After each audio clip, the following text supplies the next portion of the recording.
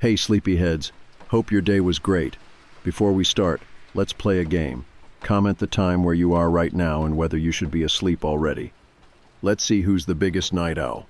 Before you settle in, tap that like button and subscribe to keep the cozy vibes coming. Now, dim the lights, get comfortable, take a deep breath, and let's drift into sleep. I first saw the message while scrolling through my phone in bed, half asleep. Hey, is this you? It was from an old acquaintance, someone I hadn't spoken to in years. Attached was a link to a profile. At first I thought it was spam, another one of those hacked accounts sending phishing links. I was about to ignore it when I noticed the profile picture. It was me. I hesitated, then clicked the link. The page loaded and my stomach dropped. The account looked exactly like mine, same profile picture, same bio. Even the pinned post was word for word something I had posted months ago. But I had never made this account. I scrolled through the posts, my fingers suddenly clammy against the screen. It had been active for months. Newer picture-owns I had never taken showed up in the feed. Me at a coffee shop. Me walking to my office. Me wearing outfits I didn't recognize. I felt my pulse quicken. I clicked on the friends list, expecting it to be empty. It wasn't. This fake me had been talking to people. I scrolled through the messages, my stomach twisting. The conversations weren't normal. It's so hard to sleep lately. I keep waking up at 3:12 a.m. for no reason. I froze. I had been waking up at exactly 3:12 a.m. every night for the past week. I hadn't told anyone. I spent the next hour combing through the account. The more I looked, the worse it got. It wasn't just old posts being copied. It was details, personal things. This fake me knew my favorite coffee order, my work schedule, even the nickname my mom used to call me as a kid. The messages to other people were just off. Some started normal, small talk, then they would shift. Have you ever seen your reflection move when you weren't looking? Have you noticed the cameras on your phone don't blink at the same time? Does your shadow ever feel like it's one step behind you? I closed the app, my breath uneven. This wasn't just someone impersonating me. They were playing some kind of game. I went to report the account, but just as I was about to hit submit, my screen flashed with a new notification. A DM from my own fake account. Stop looking for me. I stared at my phone, every muscle in my body tense. Whoever was behind this, they knew I was watching. My hands shook as I typed a response. Who are you? The message was read instantly. 3 dots appeared, typing. Then, you should know, you're me. I felt something cold settle in my stomach. I didn't respond. Instead, I went straight to the app settings and reported the account. It had to be taken down. Whoever was doing this, whoever was pretending to be me, they couldn't keep using my face. I shut off my phone and sat there in the dark, my heart still racing. For a long time, nothing happened. No messages, no notifications. I started to convince myself that I was overreacting, that I was just paranoid. Then my phone buzzed again. I hesitated before looking. Another DM. This time, just an image. A blurry photo. I clicked on it. and felt the blood drain from my face. It was a picture of my apartment building, taken from the street. Tonight. I didn't sleep that night. I sat in bed, staring at my phone screen. The image burned into my mind. It was my apartment building. The picture had been taken tonight. I checked the timestamp, 2:54 a.m., less than 20 minutes ago. Whoever was running that account, they had been outside my home. I forced myself to breathe, to think logically. Maybe it was a coincidence. Maybe it was some kind of internet prank. But that didn't explain the details. They knew too much. They knew about 3:12 a.m. They knew my daily routines. They knew where I lived. And now they knew I was scared. The next morning, I reported the account again. I flagged every post, every message. I even contacted customer support, explaining that someone was impersonating me and harassing me online. The response was frustratingly generic. "Thank you for your report. We will review this profile and take action if it violates our guidelines." I refreshed the page obsessively for hours, waiting for the account to disappear. It didn't. I tried to distract myself with work, but I couldn't focus. My mind kept drifting back to that photo. Had they just taken a picture, or had they been watching me? I told myself I was being paranoid, that nothing had actually happened yet. Then, at exactly 3:12 a.m., my phone buzzed again. A new DM from my fake account. "I told you to stop looking." I sat up in bed, my breath catching in my throat. The room was too quiet. Then another message appeared. "Why aren't you asleep?" I felt my pulse hammering. They were watching. They had been watching this whole time. I turned off my lights, shut my curtains, locked my bedroom door. My body felt like it was running on pure adrenaline, my fingers trembling as I typed a response. "Leave me alone. I'm reporting this to the police." The 3 dots appeared, typing. Then another picture. I felt cold all over. It was my bedroom window, taken from outside. I called the police. My hands were shaking so badly, I could barely press the buttons. The dispatcher answered, her voice calm, routine. 911, what's your emergency? "There's someone outside my apartment," I said, my voice shaking. I gave her my address, told her about the photo, the fake account, the stalking. "Stay inside, keep your doors locked. Officers are on the way," she said. I stood in my dark room, my back pressed against the wall, listening. I didn't hear anything. No footsteps, no movement. Just the faint hum of my phone vibrating in my hand, the screen lighting up with a new notification. Another message from the fake account. "You called the cops. That wasn't very smart." My breath hitched.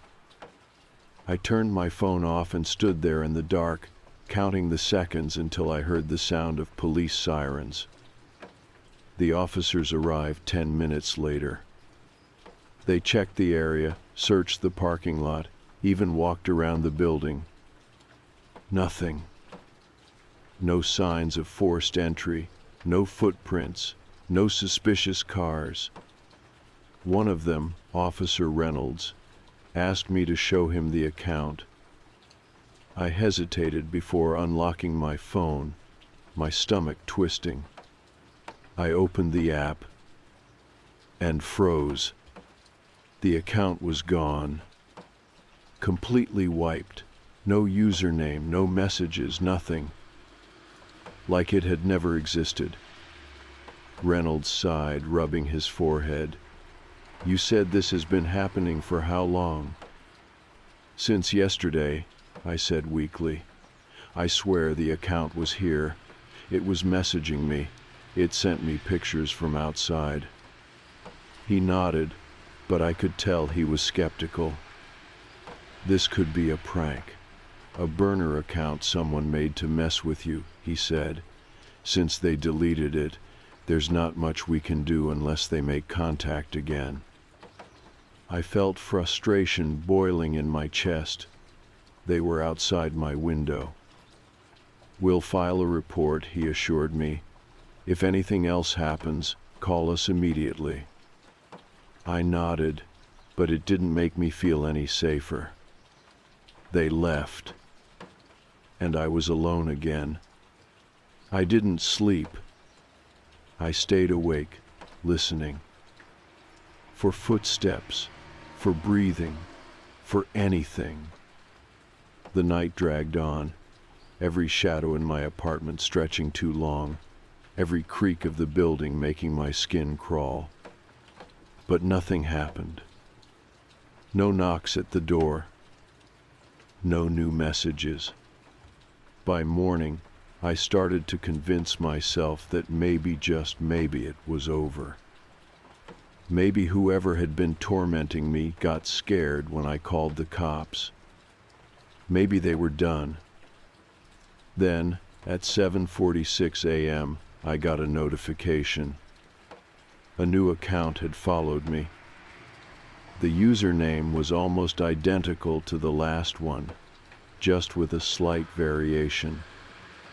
And they had already posted something. I felt my hands go numb as I clicked on it. A photo. My bedroom. Taken from inside my apartment. While I was asleep, I don't remember grabbing my bag or my keys. I don't remember locking the door behind me. I just remember running. My legs felt numb. My breath came in sharp bursts, but I didn't stop. I made it down the stairwell of my apartment complex, out into the open air, the morning light feeling too harsh, too unreal. I wasn't safe in there. Whoever was behind this hadn't just been watching me. They had been inside. I called the police again from my car, my fingers trembling so badly that I could barely hold the phone. The dispatcher sounded the same as before, calm, detached, routine. I need help, I gasped. Someone broke into my apartment. They took a picture of me while I was sleeping. I just saw it online. I don't know how they got in. Are you in a safe location? I think so. Stay there. Officers are on the way. I hung up and sat in my car, gripping the steering wheel so tightly my knuckles ached. My front door had been locked this morning. There were no broken windows. No signs of a break-in. Which meant they never left. The police arrived in less than 10 minutes. This time, they took me seriously. 2 officers, Reynolds and Carter, checked my apartment. They went room by room, searching for any sign of forced entry, for anything missing. They found nothing. The locks were intact. The windows were still latched. No footprints, no signs of anyone being there except me. But someone had been there. Reynolds looked uneasy as he flipped through his notepad. You said the photo was posted this morning? I nodded. And the account? It's gone? I swallowed hard. Yeah, just like last time. Carter glanced at the security camera above my apartment door. Does your building have surveillance footage? I exhaled sharply. Why hadn't I thought of that? Yes, I said. The property manager has access. Reynolds nodded. We'll get the footage. In the meantime, we suggest staying somewhere else for the night. I didn't argue. I wasn't stepping foot back in that apartment until I knew who had been inside. I stayed at a hotel that night, the kind with 2 bright hallways and generic artwork on the walls. The second I locked the door behind me, I sat on the edge of the bed, staring at my phone. No new messages, no new accounts, no notifications. But I knew it wasn't over. It didn't feel over. The silence felt worse than the messages. I left the bedside lamp on as I lay down, my body stiff with exhaustion. I was too wired to sleep, but at some point my mind shut down, and I drifted off into a restless half-dream. Then my phone buzzed. I woke up instantly, my heart pounding. 3:12 a.m. I reached for my phone, my hands shaking. There was a new notification, a message. Not from an unknown number. Not from a fake account. From my own phone. I felt sick as I opened it. It was a picture. Not of my apartment. Not of my car. Not of the hotel room I was in right now. It was an old photo of me. From years ago. I recognized it instantly. It was from my 18th birthday. A group picture, me in the center, laughing. But as I stared at the image, my stomach twisted. Someone had been edited into it. A figure stood in the background, blurred slightly, as if they had always been there. A man. Tall, thin, dressed in dark clothing. His face was too pale, too stretched, his eyes too empty. Like a badly photoshopped ghost. But this wasn't just a random edit. The original picture had been taken on a disposable camera. There was no digital version. I never uploaded it. I never scanned it. I never posted it anywhere. So how the hell did they have it? I didn't sleep. I sat there in the dim light of the hotel room, my pulse pounding in my ears, the phone clutched in my trembling hands. I had thought this was just stalking. I had thought someone had hacked my accounts, stolen my pictures, followed me online. But this was something else. They had been watching me for longer than I realized. Maybe even before I ever noticed. The police called me the next afternoon. Reynolds' voice was tense. We got the security footage. I straightened, gripping the edge of the hotel desk, and a pause. Then, you need to come down to the station. The footage wasn't what I expected. It didn't show someone breaking into my apartment. It didn't show a masked figure sneaking inside. What it showed was me. At 2:43 a.m., I left my apartment, alone. I walked down the hall, out of the building, into the parking lot. I stood there for almost 20 minutes. Then I turned around, went back inside, and locked the door behind me. I watched the footage in horrified silence.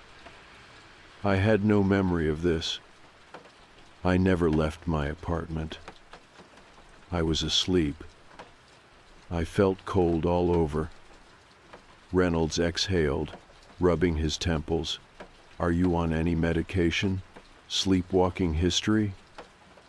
I shook my head, my hands gripping the chair. Number nothing. Carter leaned forward. This isn't just about someone online. This isn't just an impersonation. Someone. He hesitated, choosing his words carefully. Someone has been inside your life for longer than you think. I swallowed hard. What do I do? The officers exchanged a look. Then Reynolds sighed. You disappear. I don't use social media anymore. I don't post pictures. I don't keep accounts. I wiped everything, moved to another city, changed my number. But it still doesn't feel like enough. Because sometimes when I'm walking alone, I swear I feel eyes on me.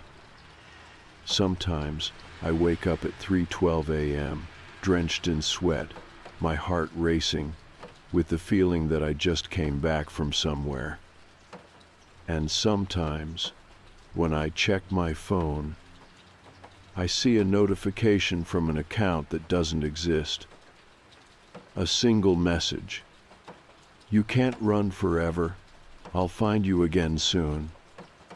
And attached, another picture of me, from a moment I don't remember.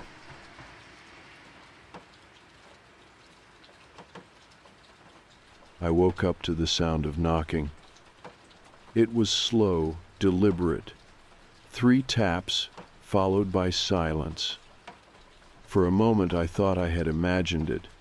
My phone read 3:12 a.m., the kind of hour where the world feels empty, where sleep is too heavy to wake from without reason. Then the knocks came again. I pushed off the blanket, my skin prickling with unease. The apartment was quiet except for the faint hum of the fridge in the kitchen. I hadn't been expecting anyone. No one would come by this late. I hesitated at the door, heart hammering against my ribs. Then finally I unlocked it. And there she was. Emily. Thin, pale. Her clothes were loose on her frame, her hair tangled and falling over her face. She looked exhausted, like she had been walking for days, maybe longer. I froze. My chest felt tight, like my body couldn't decide if I should be relieved or terrified. My sister had been missing for 6 months. No trace, no leads, no answers. And now she was standing in front of me, like nothing had happened. I swallowed hard, my voice barely above a whisper. Emily. She didn't speak. Her eyes met mine, but something about them was wrong. Emily always had this warmth to her, this subtle kindness that made people feel at ease. But the girl standing in front of me felt empty. Her expression was flat, her gaze hollow. I reached for her arm. She didn't flinch, didn't react at all. Her skin was cold. I pulled her inside, shutting the door quickly behind us. Where have you been? I asked. My voice sounded small in the silence. She just stood there. Her lips parted slightly, like she was about to speak, but no words came out. I stared at her, waiting. The air between us stretched thin, the weight of 6 months pressing down on me. Then, in the quietest voice, she said, I don't remember. I didn't sleep.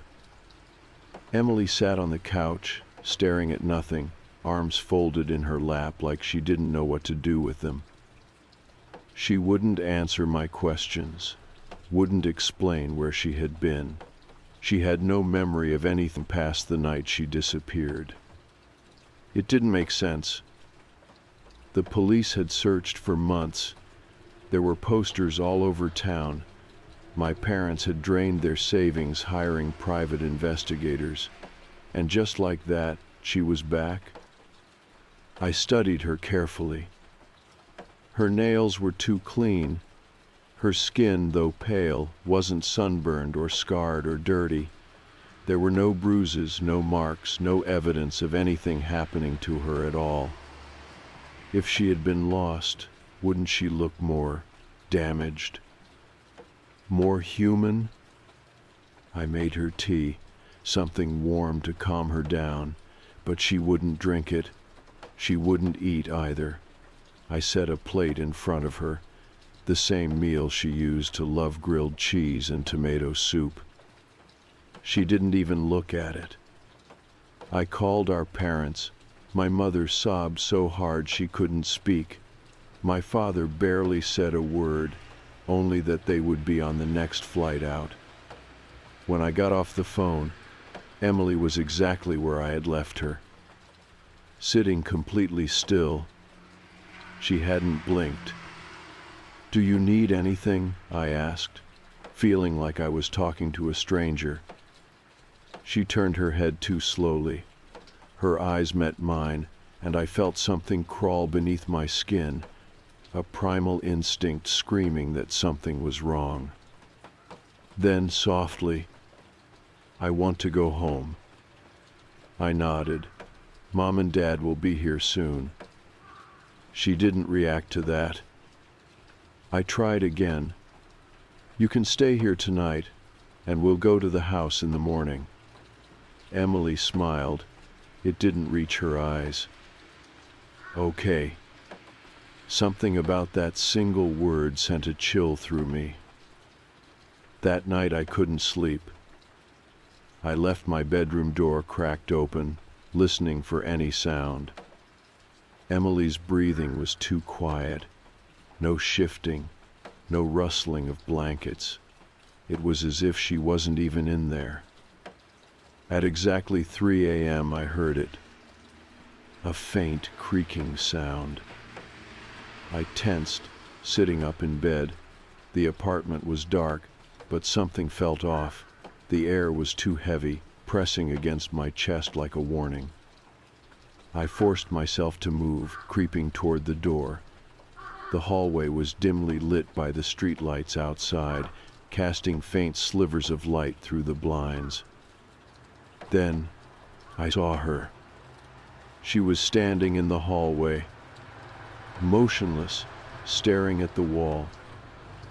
I opened my mouth to speak, but my throat felt dry. "Emily?" She didn't turn. I swallowed hard, my fingers tightening on the door frame. "What are you doing?" A long pause. Then her head tilted slightly. Not like a normal head, tilt too slow, too deliberate. Her back was to me, her arms limp at her sides. I took a small step forward, my skin crawling. The way she was standing, it didn't feel natural. Like she was waiting. Then she spoke. But it wasn't a response. It was a question. "Do you hear them?" My stomach dropped. I felt my skin prickle, the tiny hairs on the back of my neck standing up. "Who?" I whispered. She didn't move, didn't blink. Just stood there, staring at the wall. Then, in a voice too flat, too empty, she said, "They followed me home." I took a step back, my breath caught in my throat. This wasn't Emily. Or if it was, something else came back with her. I barely slept. Every time I closed my eyes, I saw her standing in the hallway, her back to me, staring at nothing. Her voice played over and over in my head, flat and emotionless. "They followed me home." I kept telling myself I misheard her, that I was too exhausted, that my mind was playing tricks on me. But deep down, I knew the truth. Something was wrong with Emily. The next morning, she sat at the kitchen table, her hands folded neatly in front of her. She hadn't touched the food I left her the night before. She hadn't even moved the plate. Her eyes flicked toward me as I entered the room, but she didn't speak. "Did you sleep okay?" I asked, keeping my voice light. She blinked, as if the question was confusing. "Yes." I waited for more, but she just sat there, too still, as if waiting for something. I cleared my throat. "Mom and Dad's flight lands in a few hours. We'll drive to the house after that, okay?" She nodded. It felt rehearsed. I tried not to shiver as I sat across from her. I wanted to ask more. I wanted to ask what she meant last night, why she was awake, why she was just standing there. But I was afraid of what she might say. So instead, I reached for my coffee, watching her carefully over the rim of the mug. She wasn't blinking. She was looking past me, her gaze fixed on the space right behind my shoulder. I felt my stomach tighten. I turned my head, expecting to see nothing. But for a split second, just 1 second, I thought I saw movement. A flicker of something, too fast to register. I turned back to Emily, my pulse hammering.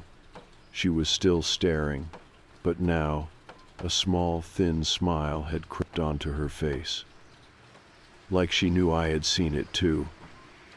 The drive to our parents' house was quiet. Emily sat in the passenger seat, hands resting in her lap, looking out the window. She hadn't asked where we were going. She hadn't asked about anything. It was like she didn't care. At a red light, I stole a glance at her. Her reflection in the window looked off. It wasn't distorted. It wasn't moving on its own, but there was something about it that didn't sit right. Her mouth looked wrong, like she was whispering something I couldn't hear. Then the light turned green, and when I looked again, her lips were still. I gripped the wheel tighter. I didn't say anything. Mom and Dad were waiting on the porch when we pulled up. The second my mother saw Emily, she burst into tears. My dad held onto her as she sobbed, his face pale and drawn. Emily stepped out of the car slowly. She didn't react to the crying. She didn't smile or hug them, or even acknowledge their emotions at all. She just stood there. "Sweetheart," my mom choked, stepping forward, touching Emily's face. "Where have you been?" Emily's expression didn't change. "I don't remember." My mother clung to her, but Emily didn't return the embrace. She stood there, rigid, her arms at her sides. I saw my father watching her closely, his brows furrowed. He felt it too. Something was wrong. That night, we had dinner together for the first time in 6 months. Or at least we tried to. Emily didn't eat. She sat at the table, staring down at her plate, unmoving. At first we assumed she just wasn't hungry, but then I noticed something. She wasn't even breathing. Her chest didn't rise, her shoulders didn't shift. I dropped my fork, the sound too loud in the silence. Emily turned her head toward me, slowly, like a machine registering movement. I stared at her, my throat dry. "Are you okay?" For a long moment, she didn't answer. Then so softly I almost didn't hear it. "Do you hear them?" A chill ripped through my spine. I felt my father stiffen beside me. My mother blinked, confused. "Hear what, honey?" Emily's gaze flickered toward the darkened hallway. She smiled. "Them. No one slept that night." At 3 a.m. I woke up to the sound of whispering. It wasn't Emily. It was coming from the hallway. Low, hushed voices layered over each other. I sat up slowly, my body frozen with fear. The air felt thicker, heavier. Something moved outside my door. A faint shuffle of bare feet against the wooden floor. Then a soft tap. I couldn't breathe. Another tap. Then a third. The same knocking from the night Emily came back. I forced myself to stand. My legs felt wrong, like my body was rejecting the movement. The whispering grew softer, like whoever was speaking was walking away. I reached for the door handle. I didn't want to open it. I knew deep in my bones that if I did, I wouldn't be alone. But I had to see. I had to know. I twisted the knob and slowly pushed the door open. The hallway was dark. At first, it looked empty. Then my eyes adjusted. Emily was standing in the corner. Her back was to me, her head tilted slightly to the side. Her arms hung limply at her sides. I opened my mouth, but no words came out. She didn't move, didn't acknowledge me. She was just standing there. Then, in a voice that didn't sound like her at all, she said, "They said you shouldn't be awake." Every hair on my body stood on end. I took a step back, my breath hitching. "Emily," I whispered, "who are you talking to?" Slowly, too slowly, she turned her head. Her eyes met mine. And then she smiled. Not like my sister, not like a person at all. It was too wide, too unnatural, too knowing. Then, in a voice that wasn't hers, she said, "They followed me home." I slammed the door shut. My hands were shaking. My heart was a wild animal in my chest. I pressed my back against the door, listening. But there was only silence. No footsteps. No breathing. Just silence.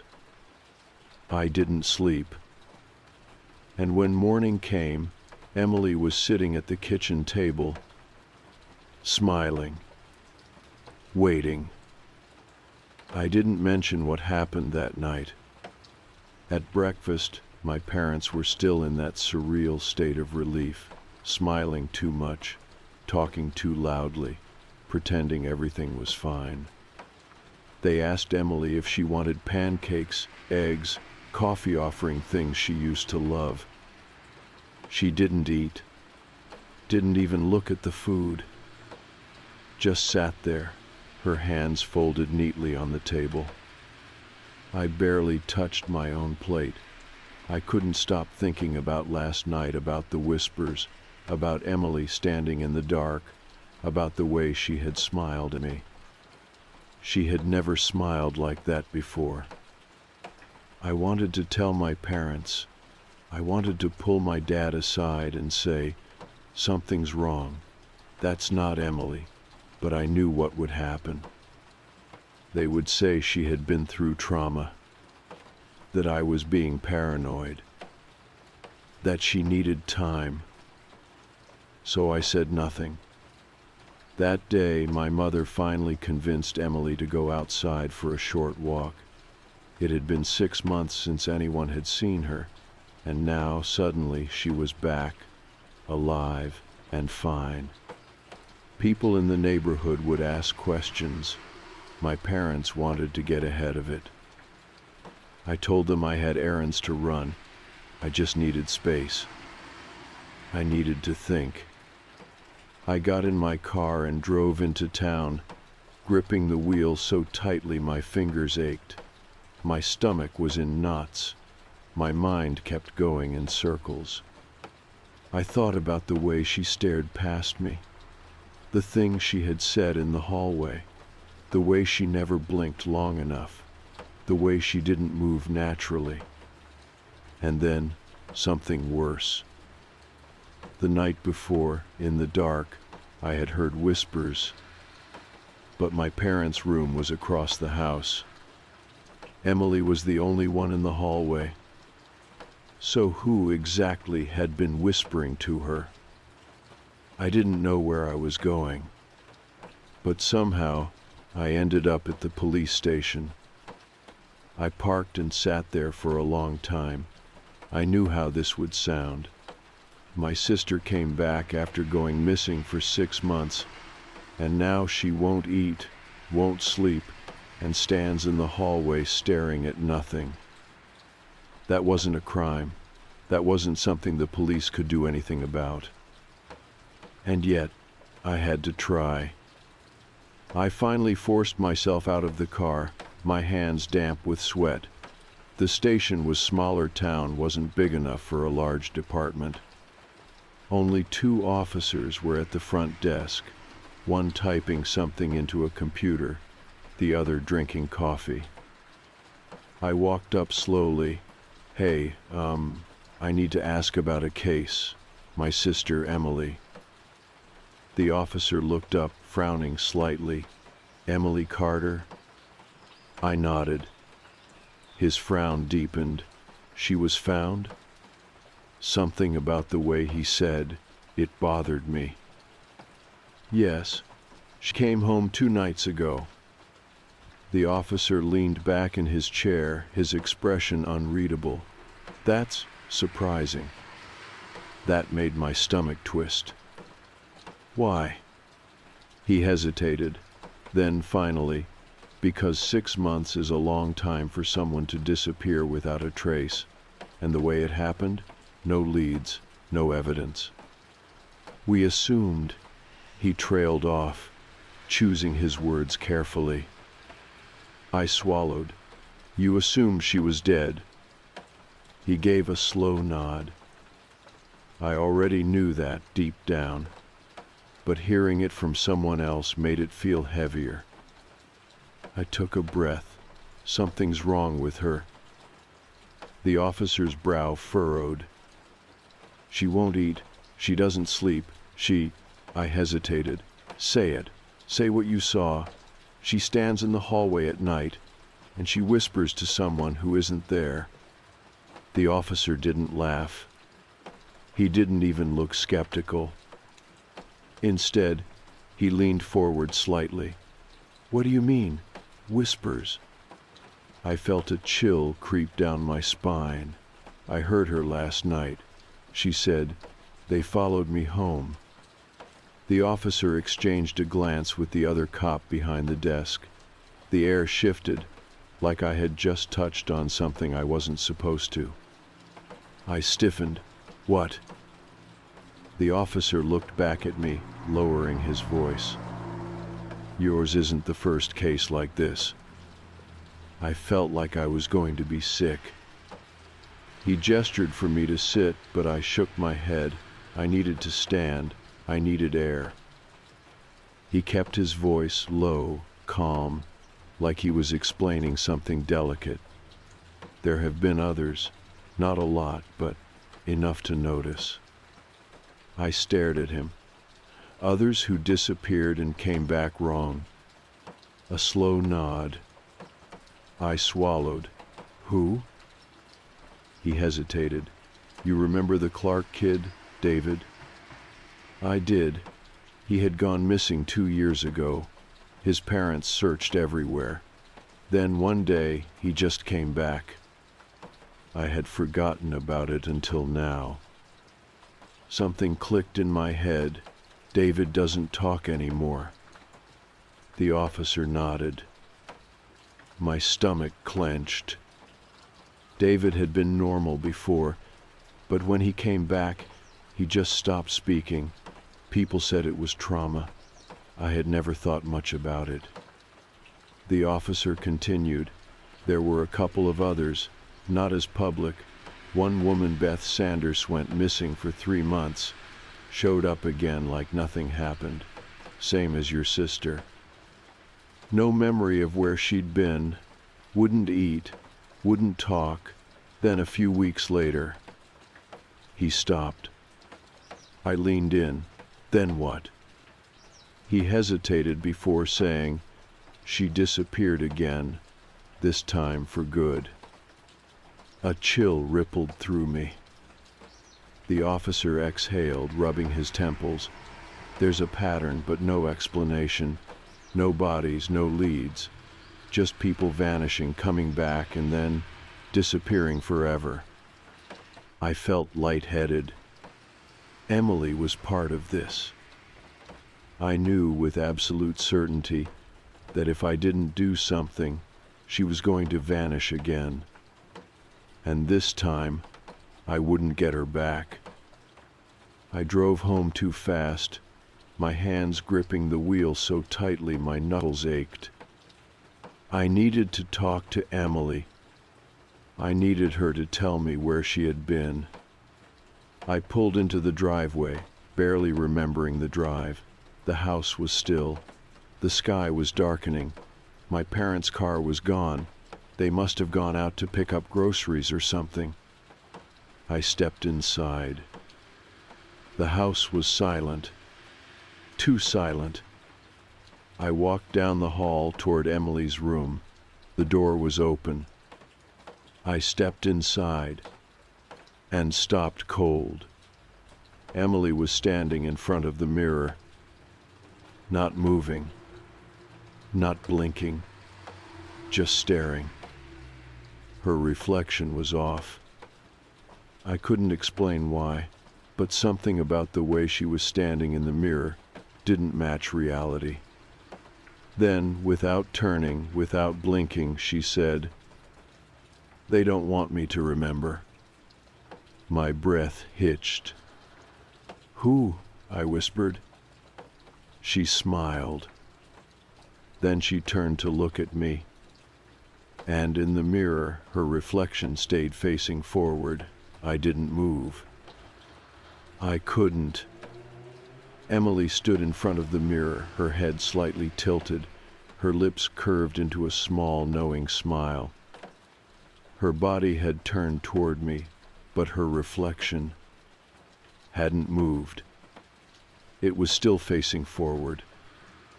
I felt a deep, instinctual panic claw up my spine, the kind of primal fear that had nothing to do with logic. "Emily," I said, my voice barely a whisper. What are you doing?" She blinked slowly, like she was just waking up. Then she glanced at the mirror, almost confused, as if she had just noticed it herself. Then, finally, her reflection moved. She turned to look at me, her eyes blank. "They don't want me to remember." My mouth went dry. "Who?" Her expression stayed neutral, her lips pressing into a thin line. Then she took a step forward. I took one back. Her eyes flickered slightly, like she had noticed the way I reacted. The smile returned, small and faint, but wrong. I forced myself to swallow the panic rising in my chest. "Emily, where were you?" She didn't answer. Instead, she lifted a single hand and touched her stomach. "Empty," she murmured. A chill ran through me. "What?" She blinked. "I'm always empty." Something about the way she said it made my stomach clench. Then her fingers curled slightly, digging into her shirt, pressing into her skin like she was trying to feel something that wasn't there. I wanted to step forward, to stop her, to shake her, and make her answer me. But I was too afraid. I didn't know what would happen if I touched her. I didn't know if Emily was really Emily anymore. I barely spoke at dinner.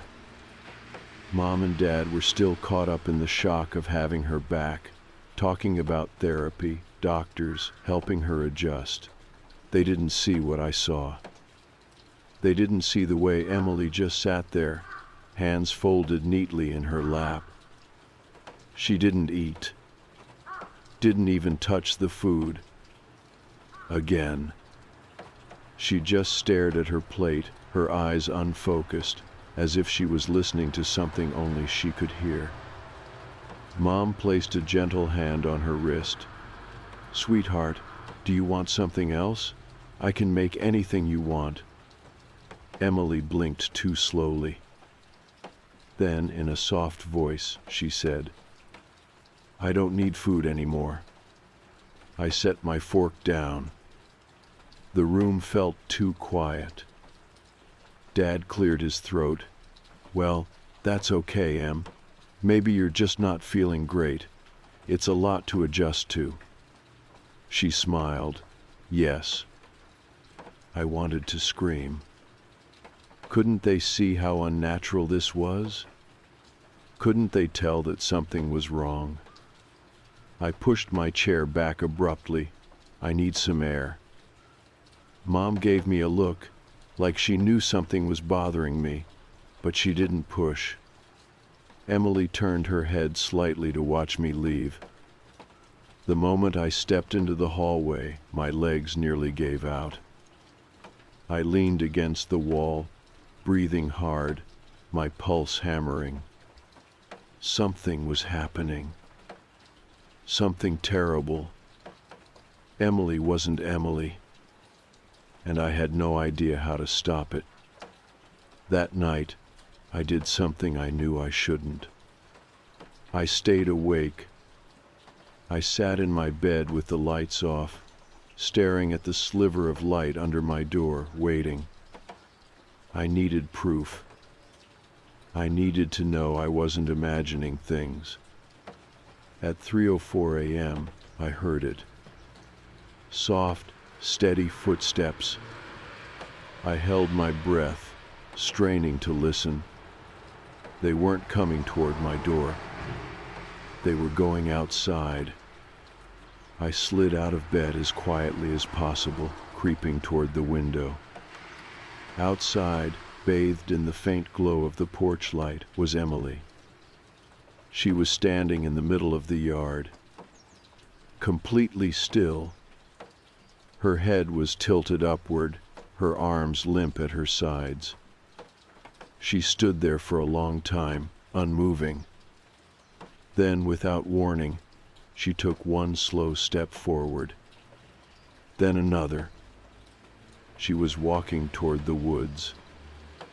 I grabbed my phone, heart pounding. I needed to wake my parents up. I needed to do something. Then, just before she disappeared into the trees, she stopped. Her body froze mid-step. I felt my breath hitch. She stood like that, frozen in place, for what felt like forever. Then, with an unnatural smoothness, she turned her head toward my window. I ducked back instantly, my chest heaving. Did she see me? Did she know I was watching? I swallowed back the panic rising in my throat and forced myself to look again. Emily was still there. But now, she wasn't alone. Something else was standing just behind her. It was too tall. Not freakishly so, but wrong enough to notice. A silhouette barely visible in the dark. No defining features, no face. Just a shape, standing right behind Emily. I couldn't move. I couldn't breathe. Then Emily smiled, and she started walking again. Into the woods. With it, I wanted to scream. I wanted to run outside and drag her back, but I couldn't move. I could only watch, She disappeared into the trees, swallowed by the shadows. And the moment she was gone, the air in my room felt lighter, like something had been pressing against my chest all night, and now it was finally gone. I staggered back from the window, my heart hammering. What the hell was happening? I didn't sleep. I sat on the floor by the door, waiting for Emily to come back. I kept telling myself I would wake Mom and Dad, that I would tell them everything. But when the sun finally started to rise, and I heard the front door creak open, I felt frozen. Emily's bare feet padded softly across the floor. She walked straight down the hall, straight into her room, like nothing had happened. Like she hadn't just spent the night in the woods with something that wasn't human. I forced myself to move, stepping out into the hallway. Her door was open just a crack. I peered inside. Emily was sitting on the edge of her bed, her hands folded in her lap. Her skin looked even paler than before. Then she lifted her head, and for the first time, she looked tired. Like whatever had kept her going since she came back was finally wearing off. She blinked, slow and heavy. Then she turned to me. In a whisper, she said, "I don't think I was supposed to come back." I didn't answer her. I couldn't. Emily sat there on the edge of her bed, her posture too still, too unnatural. She blinked slowly, her expression unreadable. "I don't think I was supposed to come back." Her voice was flat, almost detached, like she was talking about someone else. I stepped into the room cautiously. The morning light cast long shadows across the floor, but she didn't react to the warmth of the sun on her face. She just sat there. "You left last night," I said, my voice barely steady. "I saw you walk into the woods." She didn't blink. I swallowed hard. "Who was with you?" Emily didn't answer right away. Her fingers twitched slightly in her lap, like she was remembering something. Then finally she whispered, "They always follow." A cold shiver ran through me. I sat down in the chair across from her, gripping the edges to steady myself. "Emily," I said carefully, "what happened to you?" Her lips parted slightly, but she didn't speak right away. She seemed to be searching for an answer, trying to pull something from the depths of her mind that didn't belong there. Then finally, "It's quiet there." I frowned. "Where?" She lifted her head slightly. "Where I was." I didn't breathe. Emily swallowed, her throat dry. "There's no time, no hunger, no pain, just waiting." Her hands gripped the fabric of her pajama pants, knuckles white. "Waiting for what?" I asked. She looked at me then, really looked at me, and for the first time she looked afraid. For one of us to leave. The word settled in my stomach like a stone. I opened my mouth, but she spoke first. "I think I did something wrong," she said, barely above a whisper. I felt my pulse hammering in my ears.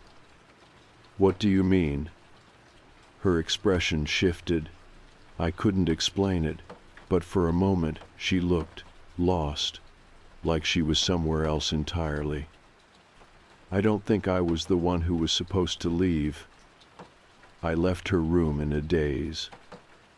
My parents were downstairs, still groggy, making coffee, talking in quiet voices about how Emily just needs time and how they shouldn't pressure her. They didn't see it. They didn't see what I saw. She wasn't adjusting. She wasn't healing. She was unraveling. I sat at the kitchen table, staring at the untouched plate of food from the night before. I thought about what the officer told me. Some of them disappear again, this time for good. The realization hit me all at once. Emily wasn't just going to leave. She was going back. That night I didn't sleep. I sat in my room. The door cracked open just enough to see into the hallway. At exactly 3 a.m., I heard movement. Soft footsteps. I didn't hesitate. I got up, moving silently, creeping down the hall toward Emily's door. It was open. The room was empty. I felt my breath hitch. I turned toward the front door. It was unlocked. I stepped outside.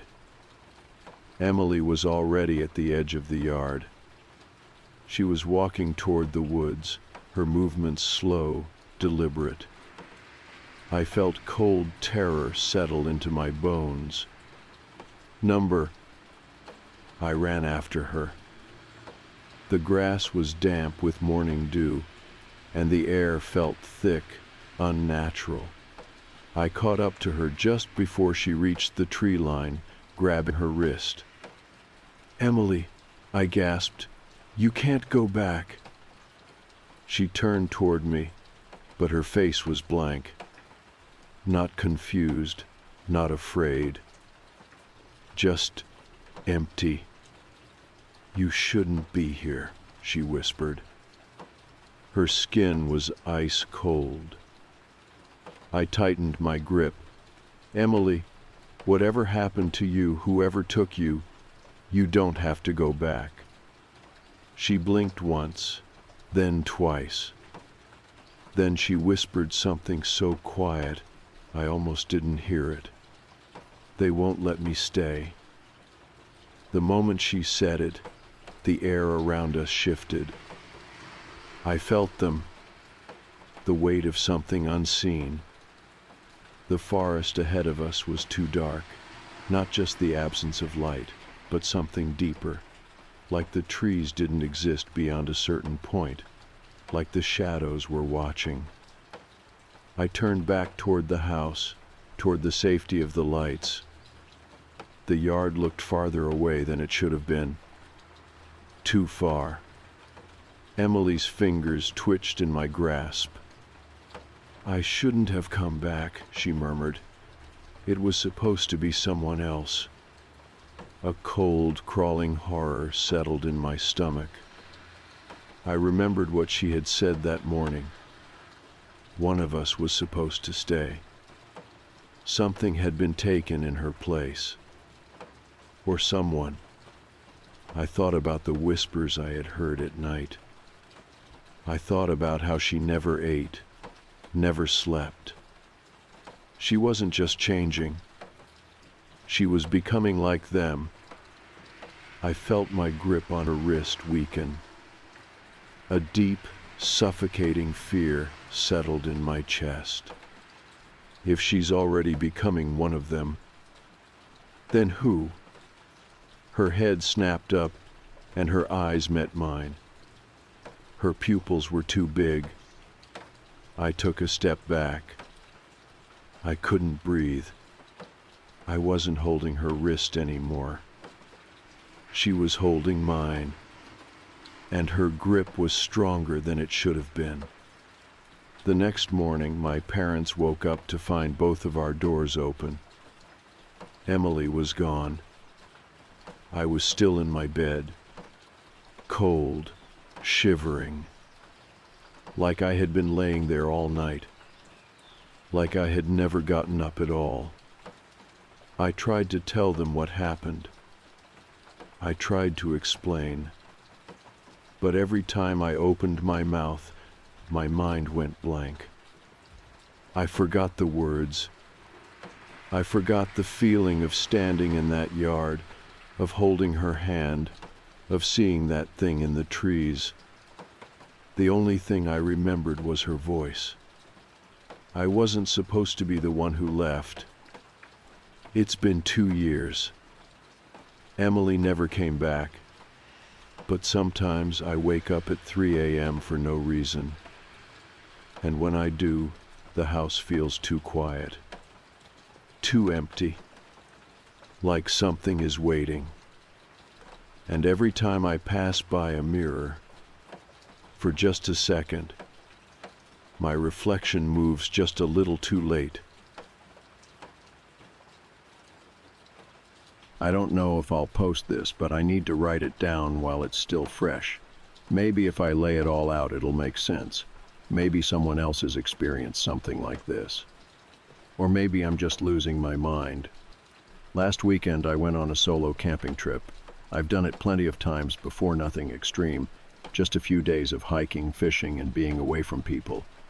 There's something about being in the woods that clears my head. No phone buzzing, no city noise. Just the wind, the smell of pine, and the feeling of being completely free. That's what I wanted when I headed out to Black Hollow Forest. And that's exactly what I got. At first, I left early Saturday morning. The drive took about 4 hours, most of it on long stretches of empty highway, then onto a winding dirt road that led deep into the forest. I had picked Black Hollow because it was supposed to be remote but accessible. A friend of mine had camped there a year ago and said it was beautiful, with untouched trails and barely any foot traffic. Exactly what I wanted. But the deeper I drove, the more off it felt. I couldn't put my finger on it at first.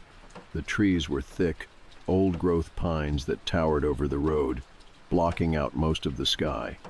The dirt path twisted unnaturally, curving too sharply at times, like it hadn't been made for cars. And the silence. That's what I remember most. Even with my windows down, I couldn't hear birds, insects, or anything except the gravel crunching under my tires. I tried to shake the unease creeping into my chest. It was just a quiet forest. That's why I came, right? I arrived around noon and picked a spot near a small creek. The place was pristinino litter, no signs of other campers. The air was crisp, cool, and smelled like damp earth.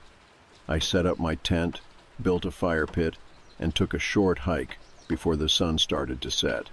Everything felt normal again. For a while, as I sat by the fire that night, something shifted. It was subtle, the way the air felt suddenly heavier, like the woods were holding their breath. I glanced around, my skin prickling. The trees cast long shadows in the firelight, stretching toward me like fingers. The creek was still, its usual bubbling muted, like it was listening. I told myself I was overthinking things, just my brain playing tricks on me. Still, I kept my knife close when I crawled into my tent. The first night, I woke up to the sound of snapping branches. Not small twigs, big, deliberate cracks. I held my breath, straining to listen. It was close, maybe 20 feet from my tent. My first thought was a deer, maybe an elk. But there was something wrong with the way it moved. The steps weren't evenly spaced like an animal walking. It was more erratic. Slow, then fast, stopping suddenly, like it was testing the ground. I reached for my flashlight, careful not to make a sound. My fingers trembled as I clicked it on and aimed it at the tent wall. Nothing. The woods were silent again. I lay there, pulse pounding, waiting for another sound. It never came. Eventually, I convinced myself it was a tree branch falling, maybe a raccoon. I drifted back to sleep. When I woke up the next morning, I stepped outside and my stomach dropped. There were footprints. Not animal tracks. Bare human footprints, circling my tent. I stood there, my bare feet sinking into the damp earth, staring at the footprints surrounding my tent. They weren't mine. I had been wearing hiking boots since I arrived, and these were barefoot-long narrow prints, the toes slightly splayed. Human, but off. I swallowed hard, my skin prickling with unease. Maybe another camper wandered through in the night, but if that were the case, why hadn't they called out? Why would someone be walking around my tent at 3 a.m., barefoot, in the freezing cold? And why were there so many of them? They didn't just pass by, they circled, twice. I followed the prints, moving carefully, heart pounding. They started near the tree line, looped around my tent, then disappeared into the creek, vanishing completely. I crouched by the water's edge, scanning the opposite bank. No prints on the other side. I shivered. Whoever it was had walked into the water and never came out. I glanced around, suddenly hyper-aware of how alone I was. The woods were silent. No wind, no rustling leaves, no birds. Just heavy, suffocating stillness. Something was wrong. I spent the next hour packing up my gear. I wasn't leaving yet, but I needed to be ready. I told myself it was probably nothing, maybe. Someone from another campsite messing around. Maybe a trick of the light on the footprints. But deep down, I knew better. I had been coming to the woods for years. This wasn't normal. Still, I tried to shake it off. I forced myself to eat breakfast, refilled my water bottles at the creek, and decided to go for a short hike before deciding whether to stay another night. A distraction. I needed a distraction. The trail I picked wasn't marked on my map, but it was clear and well-trodden, winding up a steep ridge. I followed it for maybe an hour, trying to focus on the sound of my own footsteps, the crunch of leaves underfoot. It worked. For a while. Then I found the deer. At first I thought it was just asleep. It was lying on its side in the middle of the trail, perfectly still. No visible wounds, no signs of struggle. But its eyes were open. I took a hesitant step closer. The second my boot crunched against the gravel, something moved. Not the deer. The branches above it. A low creak echoed through the trees, like a heavy rope shifting under weight. I tilted my head back, squinting against the dappled sunlight, and then I saw it. Something was hanging from the trees. Not a rope, not an animal, something pale. I stumbled backward so fast I nearly tripped. Whatever it wasn't moving. Just suspended there, watching. I didn't wait to get a better look. I turned and bolted back down the trail, lungs burning, branches slapping against my arms as I half ran, half slid down the ridge. I didn't stop until I could see the creek again, my campsite just beyond it. I forced myself to slow down, my heart still hammering. The woods were silent. Too silent. Like they were listening. I sucked in a deep breath and stepped into the clearing and froze. My tent was open. Wide open. Like someone had been inside. I stood there, every muscle in my body locked. I had zipped the tent shut when I left. I was sure of it. I scanned the area, my pulse thudding in my ears. No movement, no sound. But the entrance to my tent hung open like a gaping mouth. I forced myself forward, slow, careful steps crunching against the dirt. I reached the tent flap, hesitated, then pulled it back. Inside, everything was untouched. At first. Then I saw my sleeping bag.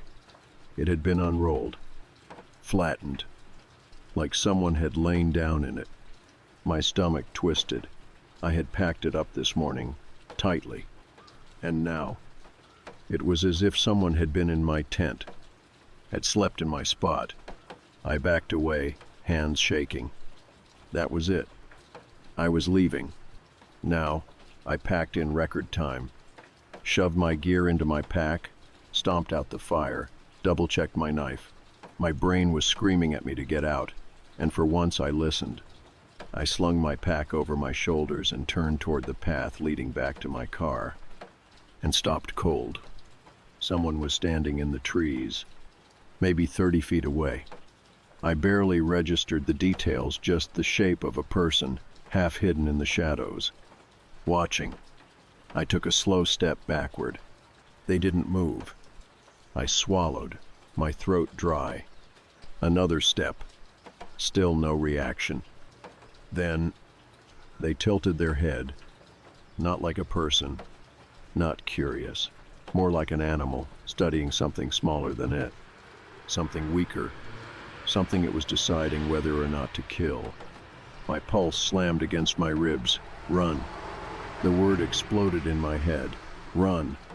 I took off, sprinting down the trail, pack slamming against my back, legs burning as I raced toward my car. I didn't look back. I couldn't. The entire forest felt like it was closing in, the trees stretching taller, darker, swallowing me whole. I crashed through the final stretch of brush and skidded to a stop. My car door was open. The driver's side door of my car was wide open. I had locked it. I knew I had.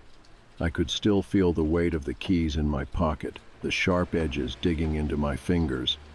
But now it was open, waiting. The engine was dead.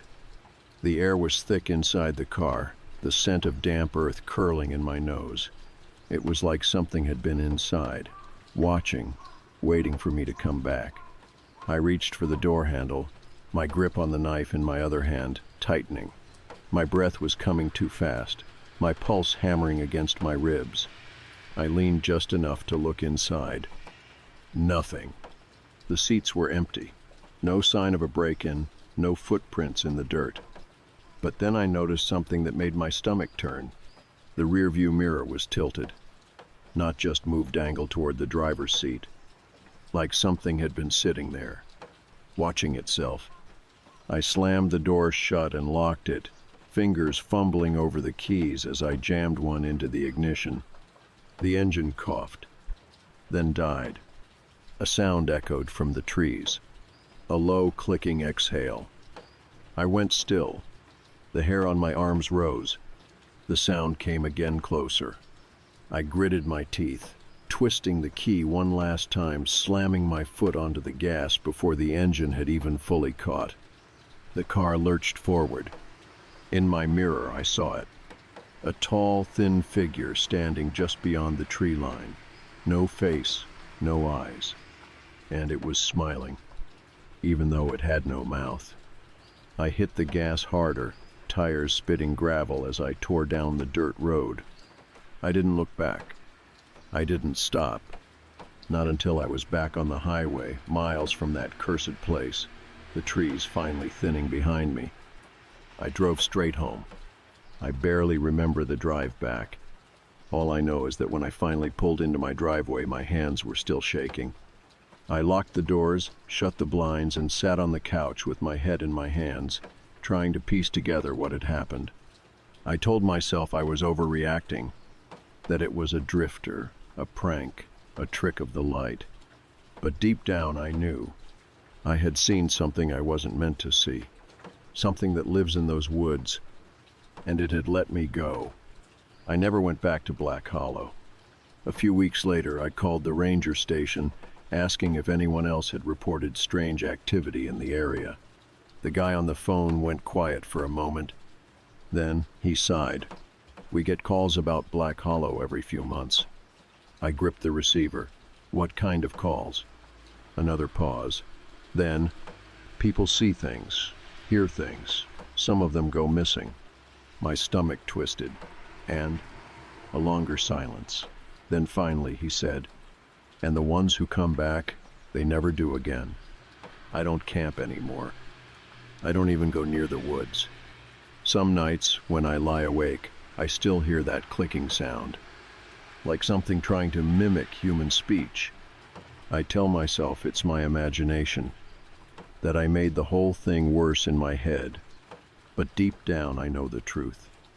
I got away, and I won't push my luck again, because next time, I don't think it'll let me leave. I don't remember exactly when I first noticed it, the feeling of being watched. At first it was subtle, an unease creeping along my spine as I walked home at night, a prickling at the back of my neck when I sat alone in my apartment.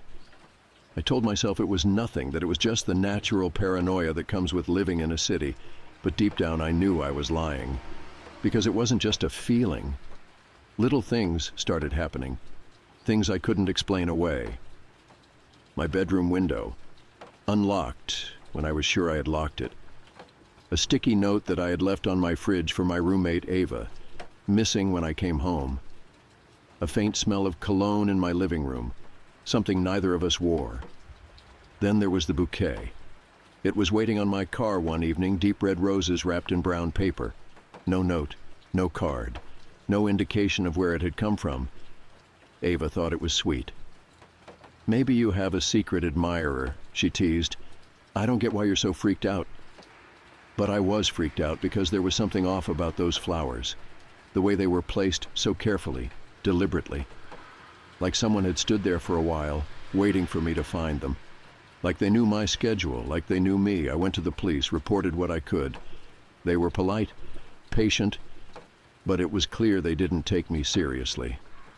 "Miss Weston, it sounds like you may have a secret admirer," one officer had said, giving me an almost bored smile. I left feeling like an idiot, but I knew I wasn't imagining things, and I knew I needed help. That's when I made the post. It was late, nearly 2 a.m., and I was curled up in bed, my laptop's glow the only light in the room. My hands hovered over the keyboard, hesitating, because once I wrote it down, it would make everything real. Then, with a deep breath, I started typing. I think I'm being stalked, but no one believes me. I poured everything out, the flowers, the unlocked window, the tiny movements of my things. I wrote about how I felt like someone was watching me, tracking me. Has anyone been through something like this? What do? I hit post. Within minutes, the responses flooded in. Trust your gut. Set up cameras. Check for trackers on your car. Do not ignore this. I felt a strange kind of relief, like I wasn't alone anymore. But then, a new comment appeared. A single sentence. "You shouldn't have posted this, Clara." I froze. The username was just a random string of numbers. No profile picture, no bio. I refreshed the page. Another comment. "You shouldn't have posted this, Clara. You shouldn't have posted this, Clara. You shouldn't have posted this, Clara." 3 times. And then, a picture. A grainy, low-lit image. Of me. Sitting on my couch, inside my apartment. My lungs clenched. I scrambled backward in bed, my breath coming in sharp, panicked gasps. I hadn't taken that picture. I had never taken that picture. Someone else had. I clapped my laptop shut, my entire body trembling. My ears were ringing. My eyes darted around the room as if expecting to see someone standing there watching me. I had been so careful, but now, he knew I knew. And I had just made the biggest mistake of my life. My hands were still shaking when I grabbed my phone and called Ava. It rang once, twice, straight to voicemail. Shit. I jumped out of bed, scanning the apartment. The air felt thick, like I was breathing in something heavy, something unseen. My heart pounded in my ears as I double-checked every lock, every window, the front door, the sliding glass door to the balcony, my bedroom window. All locked. So how the hell had someone taken that picture? My laptop was still shut, sitting on the bed like it was something toxic. I couldn't look at it. I didn't want to see the post again.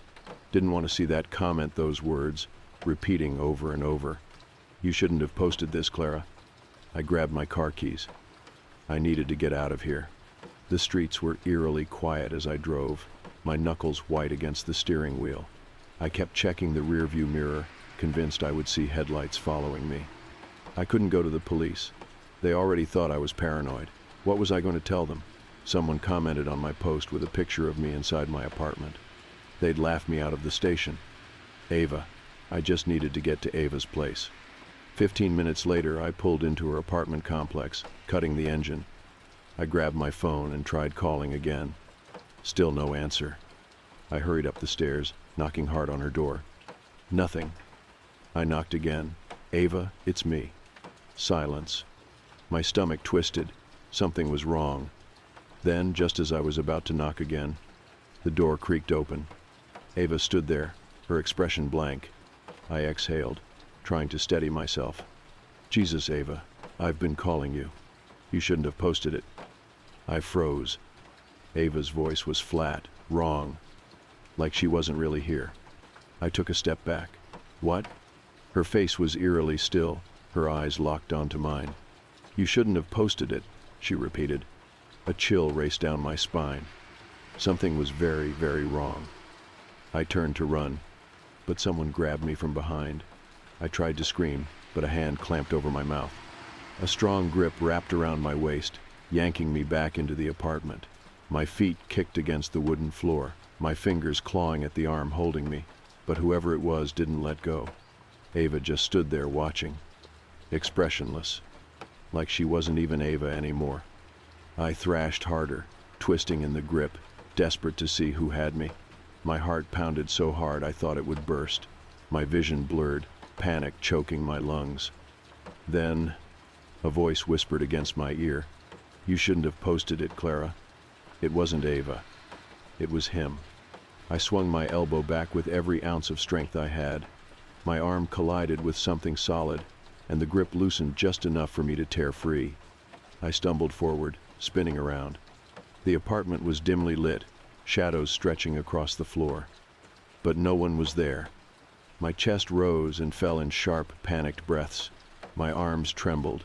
I could still feel the lingering pressure where he had grabbed me, the ghost of his touch still burning against my skin. I wasn't imagining this. I turned back to Ava, my breath catching in my throat. She was still standing there, in the same exact spot, motionless.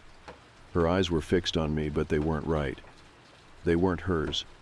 Something about them felt hollow, empty, like she wasn't really looking at me, like she was just waiting.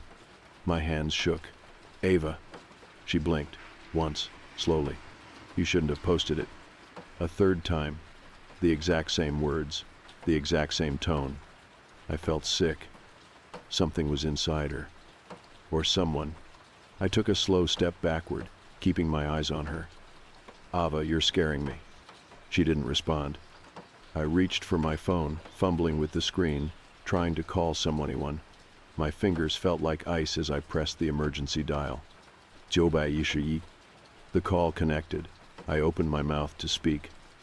And then, just as the operator's voice came through, the phone died. No warning, no battery low notification, just dead. The screen went black. I stared at it, horrified. Ava tilted her head. I turned and bolted for the door. My hands fumbled for the handle, but it wouldn't turn. The lock, the damn lock. I twisted it, throwing my weight against the door, but it didn't move. Like something on the other side was holding it shut. I slammed my fist against the wood. "Help! Someone help me!" No response.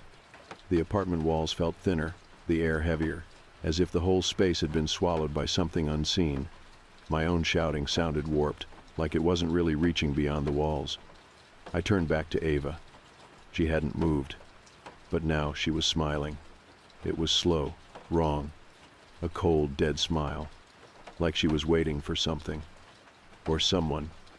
Then, the apartment lights flickered once, and she lurched forward. Fast. Too fast. I screamed. I dove out of the way, hitting the floor hard.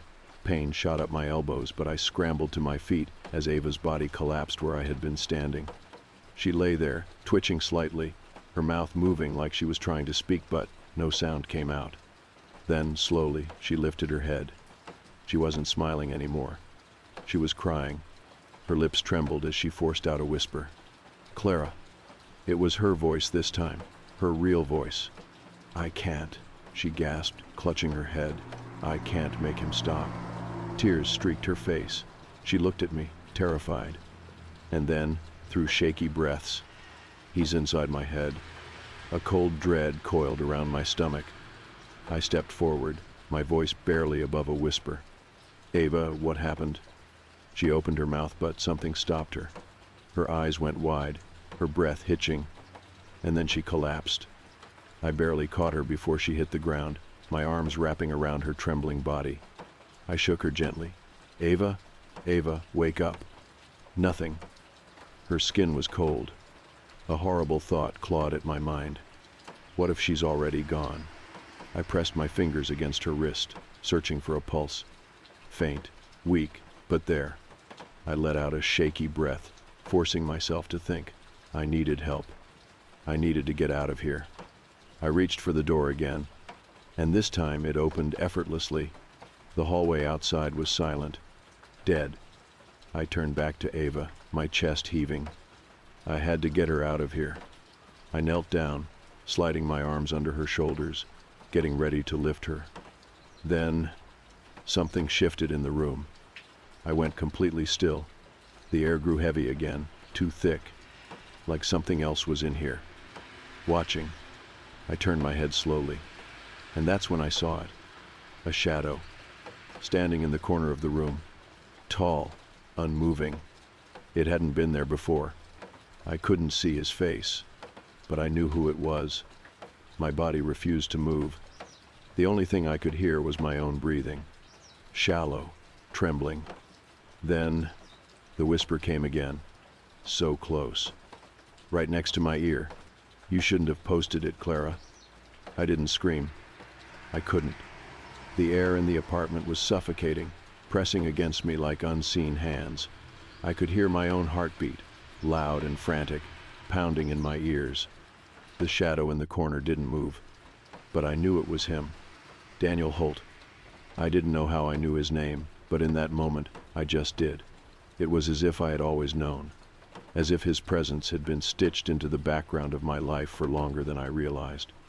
He had been watching me, for months, maybe years. Ava's body was limp in my arms, her breath shallow. I had to get her out, now. I didn't care if he was watching. I didn't care if he was standing right there. I moved. I threw my arm under Ava's shoulders and hauled her up.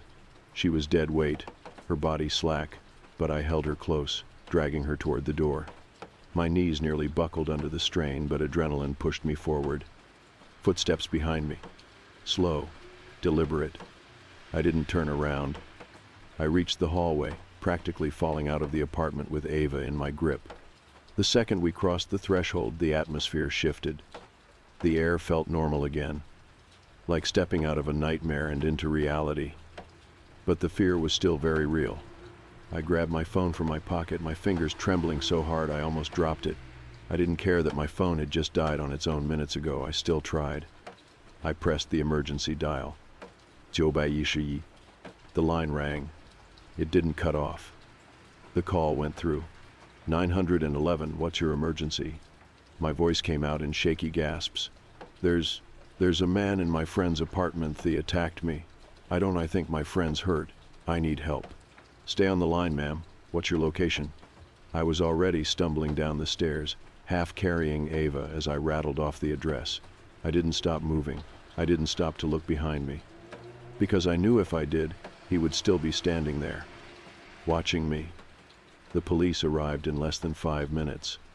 I barely remembered the next few moments: flashing lights, officers moving toward the apartment, paramedics taking Ava from my arms. I stood there, shaking, my entire body still buzzing with adrenaline as an officer tried to talk to me.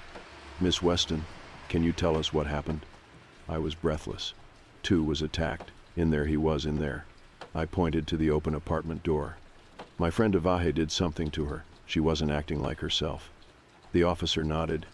"Do you know who he is?" I swallowed. I couldn't say his name. It felt too real.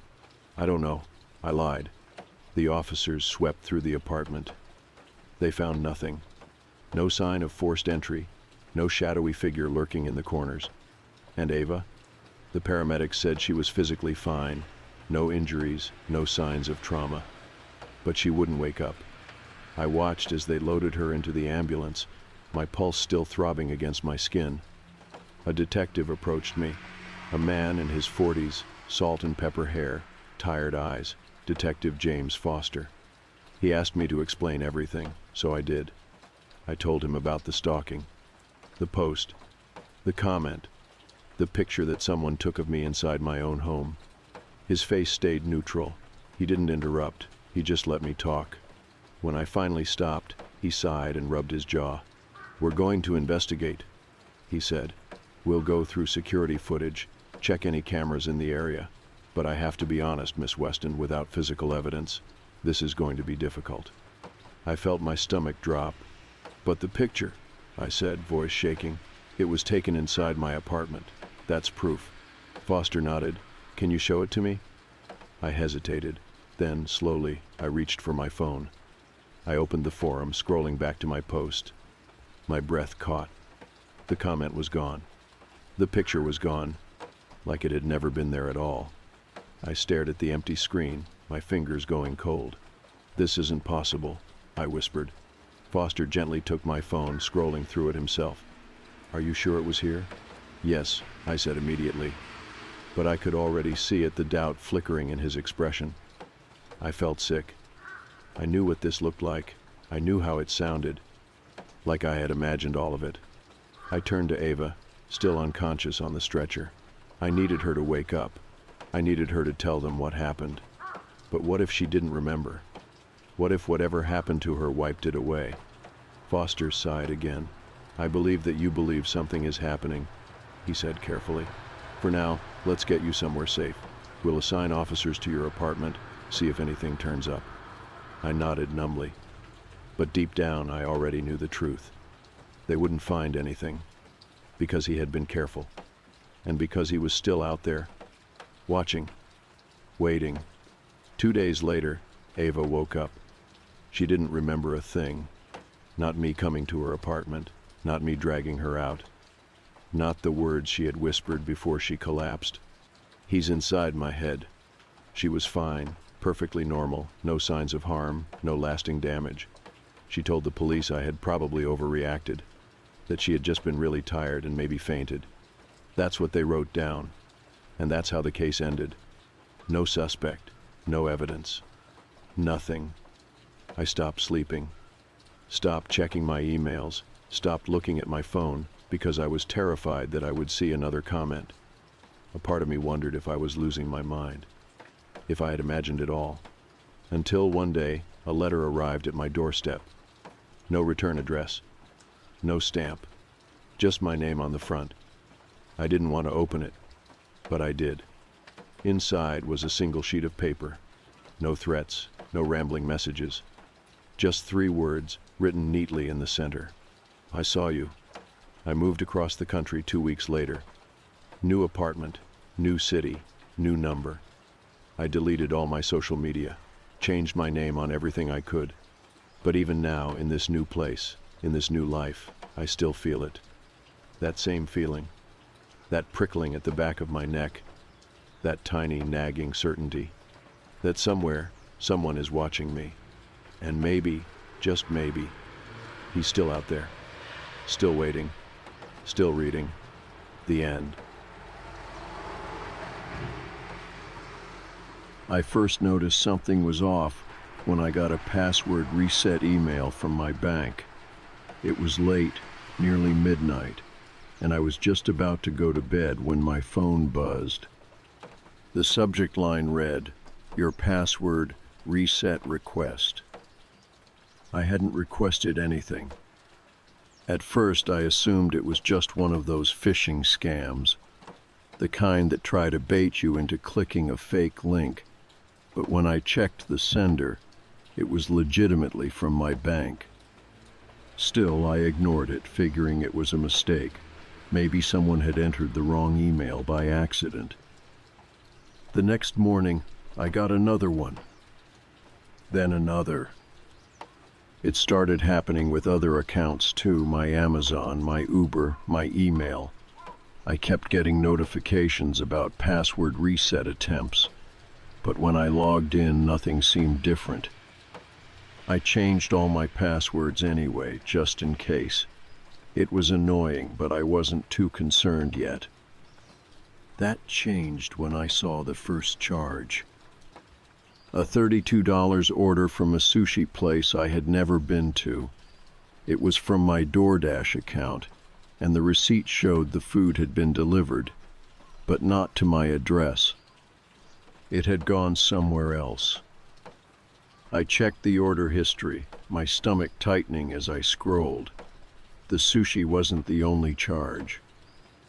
There were 3 separate Uber rides I never took, a coffee order from a Starbucks across town, and a grocery delivery with items I would never buy.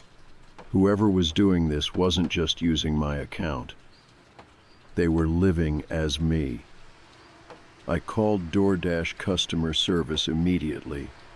After waiting on hold for what felt like forever, a representative finally picked up. "Hi, I think someone hacked my account," I explained. "I just saw an order that I didn't place." "Of course, let me pull that up," the woman on the phone said. After a few seconds, she continued. "Okay, I see the order. It was delivered last night." "Yeah, but not to me," I said. "I never ordered it." She hesitated. "Huh, that's odd. The order was placed through your logged-in account with the same saved payment method.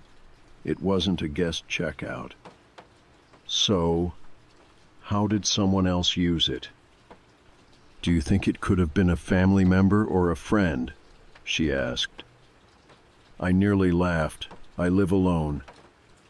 Another pause. Then, "Would you like me to update your account security and issue a refund?" "Please." She walked me through resetting everything. I changed my password again, removed all saved payment details, and added 2-factor authentication. Then I checked my bank statements to make sure nothing else was wrong. For the rest of the day, I tried to convince myself it was just some kind of weird, elaborate scam. That night, though, I got a notification from Uber. "Your ride has arrived." My stomach dropped. I opened the app, heart pounding, and saw an active trip listed under my account. The pickup location was downtown, a few miles from where I lived. The destination was an apartment building in a neighborhood I had never been to. I watched the car's location on the app, its little blue dot moving along the street in real time. Someone had actually used my account to order a ride. And right now they were inside that car, heading toward that address. I called Uber support in a panic. "This ride isn't mine," I said, barely able to keep my voice steady. "I didn't request it." The man on the other end spoke calmly, as if this were completely normal. "I see the trip on your account. The driver has already picked up the passenger." "I know, that's the problem. That's not me in the car." Another long pause. I could hear the rep typing in the background. "The trip was placed through your device," he said. "And, the driver confirmed the pickup. They verified the passenger matched the profile picture." Profile picture? I hadn't uploaded a profile picture to my Uber account. "What picture?" I asked. "The one linked to your account." A cold, creeping sensation crawled up my spine. "Can you describe it?" There was a hesitation before he answered. "It looks like a selfie. A man with dark hair, wearing a gray hoodie." My breath caught in my throat.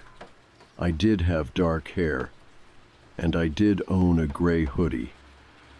But I had never taken that picture. I slammed the app closed and checked my email. There was a new message from Uber. "Your ride has been completed." The receipt showed that the trip had ended at the unknown apartment. The driver had dropped whoever this was off safely at home. Except it wasn't their home. It was mine. I didn't sleep that night. I lay in bed, staring at the ceiling, every nerve in my body on edge. I had changed all my passwords. I had locked down my accounts. But someone out there was still getting in. And worst of all, they weren't just using my name. They were pretending to be me. The next morning, I barely touched my coffee. My hands were too unsteady to hold the mug without spilling it. My mind raced, replaying every detail from the night before. Someone was using my accounts. Someone was impersonating me, and somehow they had access to things they shouldn't. I called my bank first. "Hi, I need to report suspicious activity," I said the second an agent picked up. They pulled up my account and went through the usual security questions. When I explained what had been happening, the agent's tone shifted slight more cautious, like he was choosing his words carefully. "We don't see any unauthorized withdrawals or transfers," he said, "but there was a recent attempt to open a new checking account under your name." I nearly dropped my phone. "What?" "Yesterday evening. It was started online, but it looks like the application wasn't completed." I swallowed hard. What would someone need to finish it? They'd have to go in person to verify their identity. My stomach twisted. Someone had filled out an application as me and had planned to walk into the bank, show their ID, and become me. "How did they get past the security checks?" I asked. He hesitated. "Well, they entered the correct social security number." I felt like the room was tilting. I gripped the edge of the counter to steady myself. My social security number. Not just my email, not just my passwords. This was something much worse. I barely heard the rest of what the agent said. He advised me to file an official fraud report and to place a freeze on my credit. I agreed and hung up, my pulse hammering in my ears. This wasn't just hacking. This wasn't just some scammer buying food on my dime. Someone had my personal information, everything they needed, to erase me and take my place. I checked my email again, scanning through every message. There was something new, a notification from a credit monitoring service I didn't remember signing up for. "Your profile update has been completed." I clicked it. Apparently, I had changed my contact number. The last 4 digits weren't mine. I had seen enough. I grabbed my coat and car keys. I was going to the apartment, the one from the Uber trip. The building was about 20 minutes away, in a neighborhood I had never been to. It was an older complex, a little run-down but not abandoned. The lobby doors were locked, but I didn't need to wait long before someone came out, letting me slip inside. The hallway smelled of stale carpet and cigarette smoke. I checked the Uber receipt again, double-checking the address, apartment 2B. I walked up to the second floor, heart pounding. The number plate on the door was slightly crooked. I knocked once, then twice, straining to hear any movement inside. Nothing. I knocked again. "Hello?" Still no response, but I felt something, that strange crawling sensation that I wasn't alone. I pressed my ear to the door, faint shuffling, a whisper of movement, like someone shifting their weight. Then silence. Someone was in there. I knocked one more time, harder. "I know you're in there." A long pause, then footsteps slow and deliberate approaching the door. The handle turned slightly, but the door didn't open. I held my breath. Then, just as quietly, the footsteps retreated. I stood there, my skin crawling. Whoever was inside had walked right up to the door, listened to me standing there, and then walked away. I needed to see who it was. I glanced around, looking for anything reflective. A peephole, a glass panel. There, a small warped door viewer. I leaned in just enough to get a distorted look inside. The hallway behind me reflected faintly, along with a glimpse of the dimly lit apartment. And then, a face. My face. The breath left my lungs all at once. I jerked back so fast I nearly stumbled. The warped reflection showed me staring through the peephole, but it wasn't me. It was him. The door didn't open. No movement. Nothing. I turned and walked away, forcing myself to move at a normal pace, even though my entire body screamed at me to run. I didn't stop until I was outside, back in my car, my hands gripping the wheel so tightly my knuckles turned white. I sat there for a long time, staring at the apartment building. Someone who looked exactly like me lived there, and he knew that I had found him. I barely remember the drive home. My mind was in overdrive, scrambling for answers. A twin I never knew about, a relative, a perfect look-alike. It didn't make sense. Back in my apartment, I locked every door, every window. I checked them twice, then 3 times. My own reflection in the hallway mirror unsettled me now. I turned it to face the wall. I needed proof of what I had seen. I grabbed my laptop and started digging. The apartment complex wasn't listed on any rental sites. No leasing office number, no online presence at all. I searched public records. Nothing.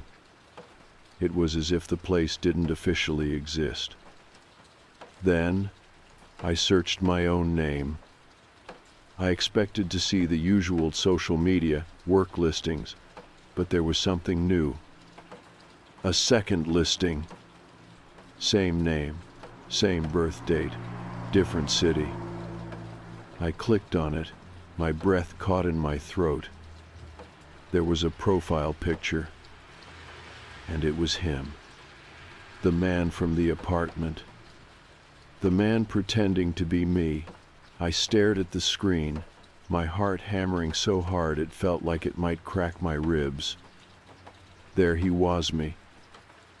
The profile photo wasn't just a similar-looking man. It was identical. Same haircut, same eyes, same sharp angle of my jaw.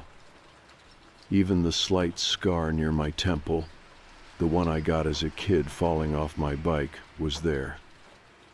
But it wasn't my account. It was another me. The name was mine, the birth date was mine, but the location was different 3 cities over. I clicked on the profile, my fingers icy against the trackpad. It was sparse, a few professional details, a couple of linked accounts, but one thing stood out: a connection to a bank. The same bank that had flagged my account for an attempted duplicate. I swallowed, my throat dry. The pieces were clicking into place in a way I didn't like. This wasn't identity theft. It was something worse. I checked the profile's activity, looking for anything I could use: an address, a workplace, even a phone number. But before I could dig deeper, something popped up on my screen. New message request. Me wants to connect. I froze. I had seen that profile minutes ago, had clicked through it, had scrolled through every detail. There was no way he knew. Unless he was looking at me too. My hands shook as I hovered over the request. I knew I shouldn't click it, knew that engaging in any way would be a mistake. But I had to see. I accepted. Immediately, a message came through. Why are you looking for me? I stared at the words, my own name at the top of the chat, a conversation with myself. I didn't type anything. Another message. You shouldn't have come to the apartment. A sharp chill rippled down my spine.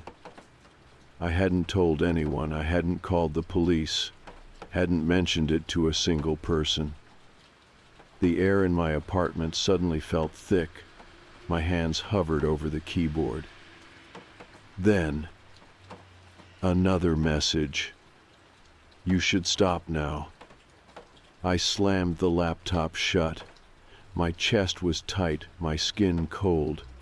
My mind screamed at me to shut it all down, log out, wipe my accounts, pretend none of this had happened. But I couldn't. I needed to know who he was. And more than that, I needed to know what he wanted. I didn't sleep that night. I barely moved from my chair, staring at the darkened screen of my laptop like it might suddenly flicker back to life on its own. By morning, I had made my decision. I was going to that bank. If he had set up an account there, then there was proof, a paper trail, a record, something that showed that he had walked inside and pretended to be me. I took a deep breath, grabbed my keys, and left. The bank was about an hour away, in the same city his profile had listed. I walked in, keeping my expression neutral, trying to ignore the way my hands were damp with sweat. A teller greeted me with a polite smile. "How can I help you today?" I steadied my voice. I think someone might have opened an account under my name. She nodded, pulling up a screen. "Okay, do you have an account with us already?" I swallowed. "Number." She started typing. "All right, let me check." Then she stopped. Her expression flickered just for a second. A moment of hesitation before she straightened in her chair. "Yes, we do have an account under your name," she said carefully. "Would you like to access it?" I forced myself to stay calm. "I don't remember opening it." Her polite smile didn't waver, but I saw something shift in her eyes. She was too calm. I realized, with a slow creeping sense of horror, she recognized me, the real me. But that meant someone had already been here. I forced a laugh, shaking my head like it was just a silly mistake. "You know what? Maybe I did open it and forgot. No worries." I turned to leave. But before I could take a step, she said, "Sir?" I froze. She hesitated. "You came in this morning, didn't you?" My stomach dropped. I turned back slowly. "What?" Her fingers tapped against the desk. Her expression was polite, but there was an unease there now. "You came in right when we opened. You had all your documents. I helped you myself." I couldn't breathe. She saw him. This morning, today, while I had been at home, staring at my laptop, wondering what to do. He had been here. I swallowed, trying to keep my voice steady. "And everything checked out?" She nodded. "Yes, you had all the right information." A pause. Then, softer. "But your hair was shorter." I forced a tight smile, every muscle in my body locking up. "Right. I was just checking, thanks." I turned and walked out, my pulse slamming in my ears. I didn't stop until I was back in my car. I locked the doors, my hands clenched into fists on my lap. He had been here. He had walked inside.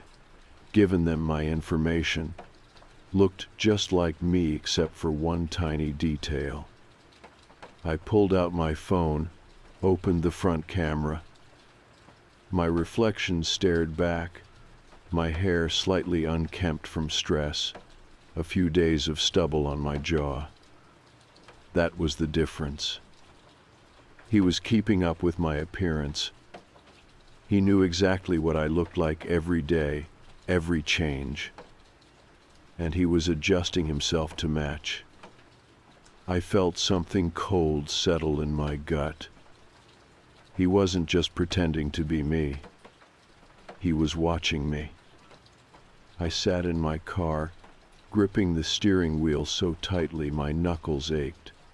My reflection in the rearview mirror stared back at me, eyes hollow, face pale. He had been here today. I was losing time. I had spent the morning locked in my apartment, paranoid and staring at my laptop, while he had walked into this bank and pretended to be me. He had handed them my information. He had looked like me, but not exactly. I pulled out my phone and opened the camera again, staring at my reflection. I ran a hand through my hair, heart pounding. It had been getting long. I had been meaning to get a haircut. He already had. He was keeping up with me, adjusting himself. I felt sick. For a long time I didn't move. My hands stayed clenched in my lap, my breathing shallow. There was nowhere to go, no next step that made sense. I couldn't call the police and tell them I had a clone running around town, opening bank accounts and impersonating me. They would think I was crazy. Maybe I was crazy. But then my phone vibrated. A new message.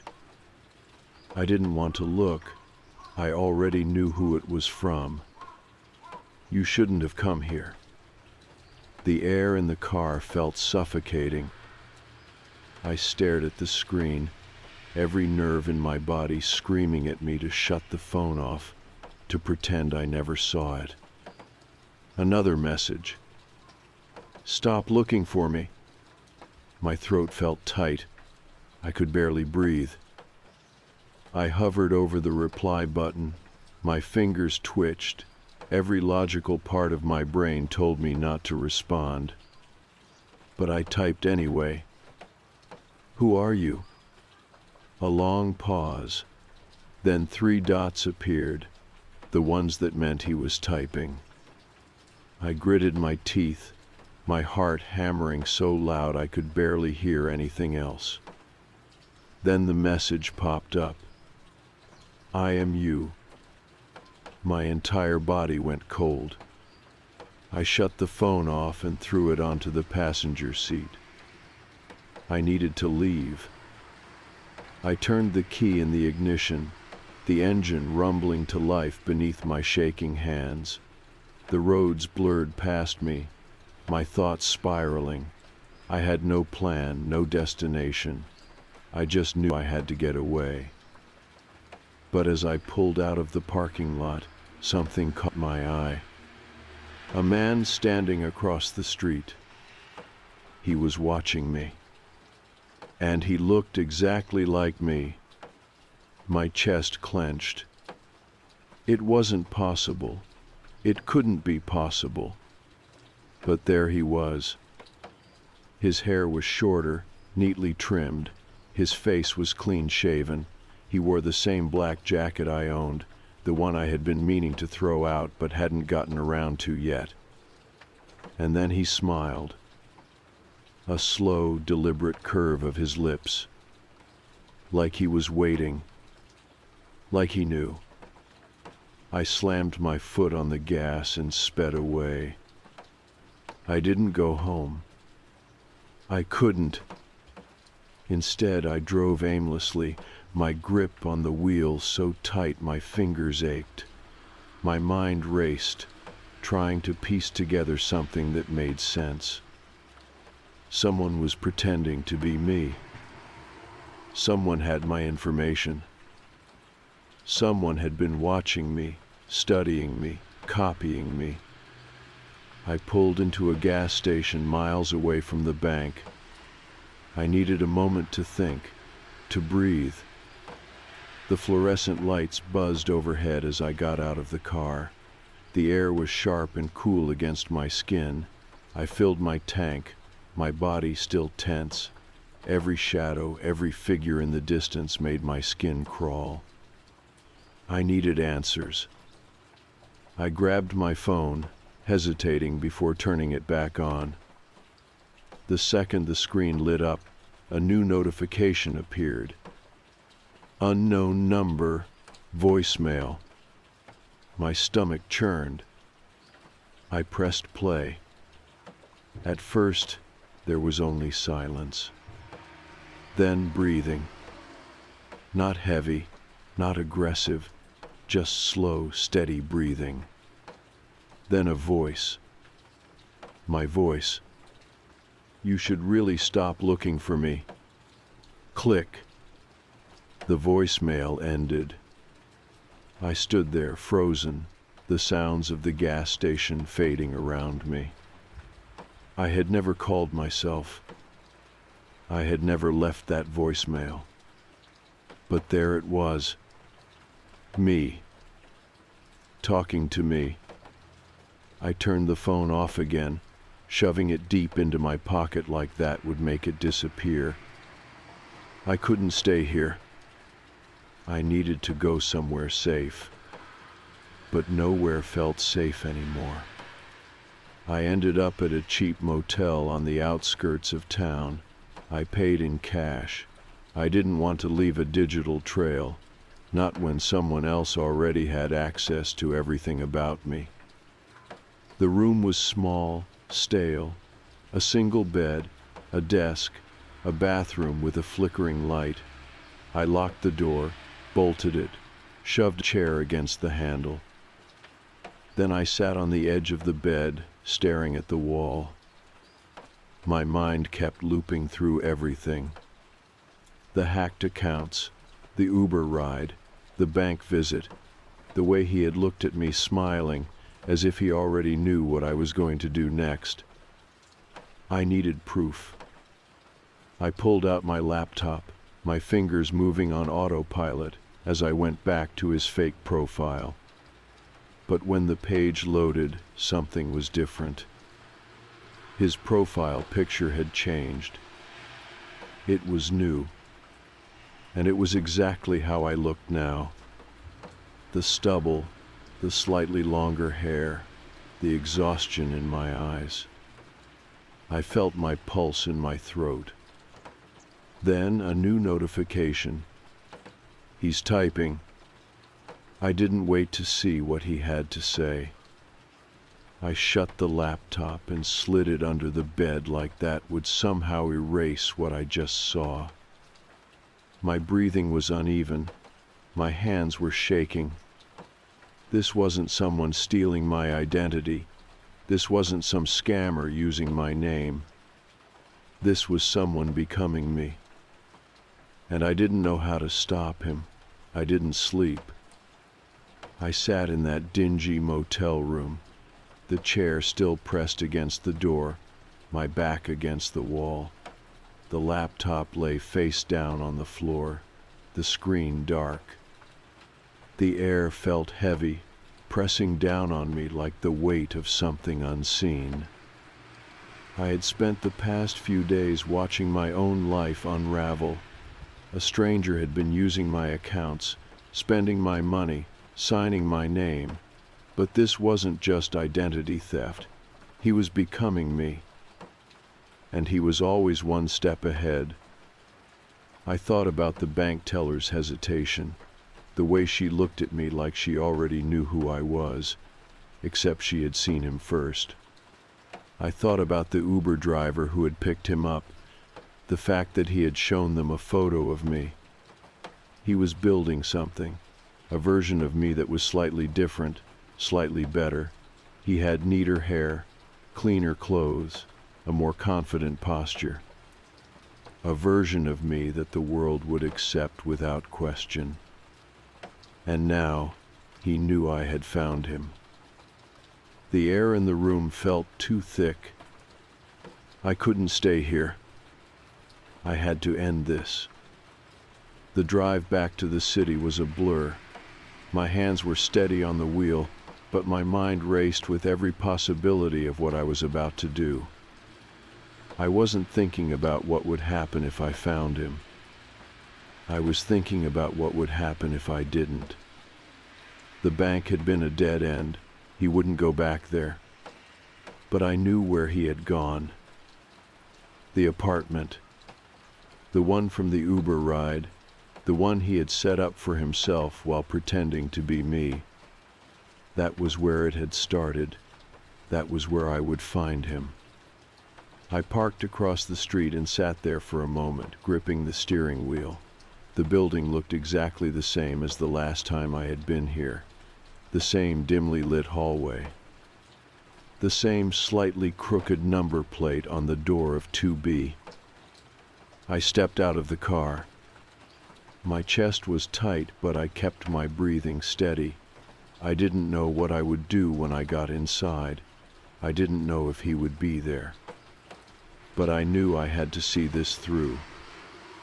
I climbed the stairs, my footsteps barely making a sound. The hallway smelled like stale air and cleaning chemicals. The light above 2B flickered, casting the door in and out of shadow. I knocked once, then again. No answer. I reached for the handle. It turned. Unlocked. I stepped inside. The apartment was nearly identical to mine, the same layout, the same furniture, arranged in the same places, but there were small differences. The couch was newer. The dishes were stacked neatly in the sink. The air smelled like fresh laundry, like someone had just cleaned. And then I saw the photographs. They were pinned to the wall, arranged neatly in a grid. Photos of me, taken from a distance. Some were from inside my apartment, others from outside at the grocery store, walking to work, sitting in my car. I scanned them, my stomach twisting. Then I saw the most recent one. It was taken today. I was standing in the gas station parking lot, staring at my phone. Someone had been watching me. Someone had followed me there. A shuffling noise came from the hallway behind me. I turned. He was standing in the doorway. He looked exactly like me. Same face, same clothes. But he had already adjusted. His hair was slightly shorter than mine now. His stubble was gone. His shirt was tucked in neatly, the way I sometimes did when I wanted to look more put together. He smiled. "You shouldn't have come here," he said. My chest tightened. I took a slow step back, forcing myself to stay calm. "Who are you?" He tilted his head. "You know who I am." I swallowed. "How long have you been doing this?" He didn't answer right away. He stepped forward, his eyes locked onto mine. "I didn't take anything from you," he said softly. "I just made things better." My pulse pounded in my ears. "Better?" He smiled again, a slow, measured expression. "I've been cleaning up your messes, organizing your accounts, paying off that old credit card balance you forgot about. I even scheduled your next dentist appointment." I felt my stomach drop. "How did you get my information?" I asked. His smile faded slightly. "I've always had it." I took another step back. "You're not me." His expression didn't change. "I could be." The room felt smaller, the air tighter. I could see it now, the final step. He had replaced everything else. The accounts, the documents, the records. The only thing left to replace was me. I clenched my fists. You're not real. He exhaled, almost amused. If I wasn't real, how did the bank believe me? How did the Uber driver pick me up? How did the world decide that I was you? My breathing was shallow. You can't just take my life. He didn't move. I already have. A silence stretched between us. Then he lunged. I stumbled back, my heel catching on the carpet. We crashed into the table, sending the photographs flying. His hands grabbed at my jacket, pulling me down. I twisted, shoving him off. He scrambled to his feet faster than I expected, his breath coming in quick gasps. I didn't want to do this, he muttered. He charged again. This time I was ready. I swung, my fist connecting with his jaw. He staggered back, but not for long. His eyes were wide, wild, like an animal backed into a corner. I didn't give him a chance to recover. I grabbed the nearest chair and swung it, knocking him off balance. He hit the ground hard. For a moment, neither of us moved. His chest rose and fell in sharp, ragged breaths. And then he started laughing. Low at first, then louder. I stepped away, my hands shaking. He grinned up at me, blood on his lip. "This isn't over," he whispered. I didn't stay to find out what he meant. I ran. Out of the apartment, down the stairs, into the street. By the time I got home, I was already on the phone with the police. When they arrived at 2B, the apartment was empty. No photographs, no furniture, nothing. It was as if he had never been there. I moved out of town the next day. I changed my number. I wiped my accounts. But I still feel it. That sense that someone is just out of sight. That if I check my accounts too closely, I'll find a charge I don't remember making. That one day, I'll open my email and see a message waiting. From me. "You shouldn't have come looking for me. I'm still here."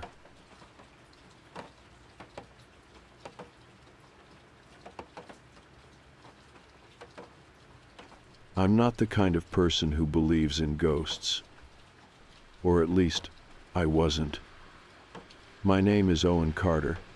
I've spent most of my life building a respectable career in architecture, working with high-end developers to reshape skylines and leave my mark on the world.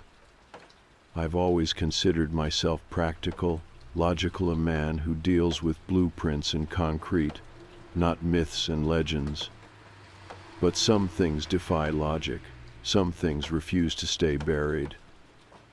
I never told anyone about what happened when I was a kid. Not my wife, not my co-workers, not even my closest friends.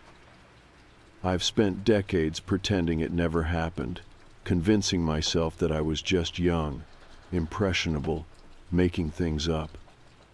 And yet, I still wake up some nights, drenched in sweat, feeling something breathing at the foot of my bed.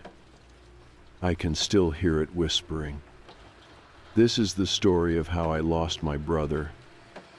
I grew up in a small town in northern Maine, the kind of place where the trees stretch for miles. The winters are unforgiving, and kids have to invent their own fun. There weren't shopping malls or big amusement parks, just dense forests and old abandoned houses that held the kind of mysteries children couldn't resist.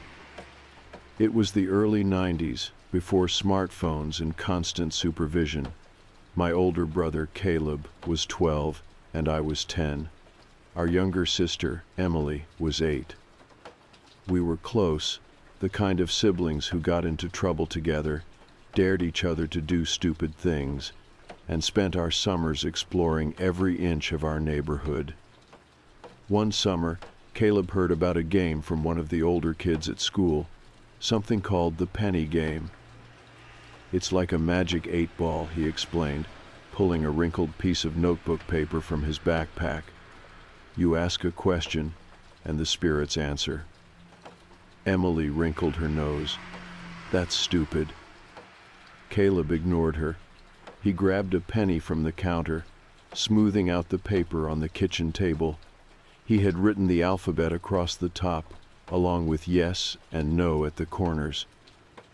All we do, he said, placing the penny in the middle, is rest our fingers on it and ask a question. I hesitated. I wasn't sure why, but something about it made me uneasy.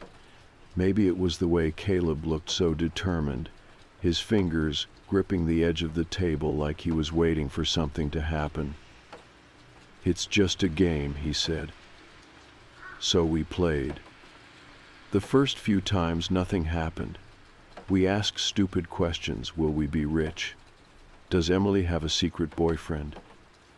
And when the penny finally moved, it was barely more than a slow crawl across the page. Yes, it spelled. We laughed. We kept playing. It became a thing we did on rainy afternoons, huddled in Caleb's room with nothing better to do. Then, one day, everything changed. It was late, the sky outside a heavy gray, rain hammering against the windows. Our parents had gone out to dinner, leaving us alone for the evening.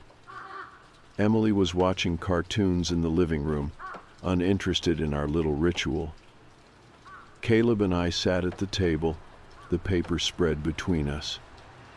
Caleb grinned. Want to ask it something creepy? I swallowed. Like what? He thought for a second. Then, pressing his fingers lightly on the penny, he whispered, Who are you? The penny didn't move at first. Then, slowly, painfully, it dragged across the page. H. U. N. G. R. Yai. A chill ran down my spine. Caleb frowned. Hungry for what? The penny twitched. Then, with unnatural speed, it shot across the page. M. E. For a moment, neither of us spoke. Then, from somewhere behind us, deep in the shadows of the kitchen, came a noise. A low, guttural growl. We did not own a dog. My entire body locked up. Caleb went pale. I saw his hands trembling as he reached for the paper, crumpling it in his fists. Nope, we're done. His voice was forced, strained. It's just a stupid game. He grabbed the paper and tossed it in the sink, fumbling for the matches our dad kept in the cabinet. With shaking hands, he lit the edges, watching the flames curl around the paper. When it was nothing but blackened scraps, he turned on the faucet and let the water wash it away. The room felt lighter. I exhaled, trying to laugh it off. Well, that was weird. Caleb forced a grin. Guess we won't be playing that again. And we didn't. At least not for a while. A few weeks later, everything changed. Our dad got a promotion, and we packed up our lives to move to a new town in Massachusetts. It was bigger, busier, and full of new opportunities. Emily was thrilled. Caleb was indifferent. But I noticed something was different about him. He stopped sleeping. At night, I would hear him shifting in his bed, tossing, turning, whispering under his breath. Sometimes, when I woke up to go to the bathroom, I'd see him sitting up, staring at the door, his hands gripping his blanket so tight his knuckles were white. "What's wrong with you?" I asked one morning. He looked at me, and I finally saw it. The dark circles under his eyes, the sunken look in his face, the sheer exhaustion. "It comes to my room," he whispered. I frowned. "What does?" Caleb swallowed. "The thing we talked to." I felt my stomach drop. "You're just having nightmares," I said, trying to sound rational. Caleb shook his head. "Number, I can hear it breathing, Owen. It stands by my bed. I feel the mattress dip when it leans in. It keeps saying the same thing over and over." I hesitated. "What does it say?" His voice was barely above a breath. "Feed me." I felt cold all over. For the first time, I looked at my brother and saw real fear. I wanted to tell him it was all in his head, that it was just his imagination, but something about the way he said it, the way his voice trembled, it made my skin crawl. "What do you want to do?" I finally asked. Caleb took a slow breath. "We need to talk to it." I felt my pulse quicken. "Are you insane?" "Number, this time we do it right. We get rid of it for good." I didn't argue, because deep down, I was terrified he was right. That was on a Monday. By Friday night, our parents were out for the evening. Emily was watching television upstairs. Caleb and I sat at the dining table. The Ouija board lay before us. I struck a match to light the candles. The flame went out instantly. I struck another. Gone. The third time, it stayed lit. We placed our fingers on the planchette. Caleb took a breath, and we began. The candle flames flickered, casting long shadows against the walls.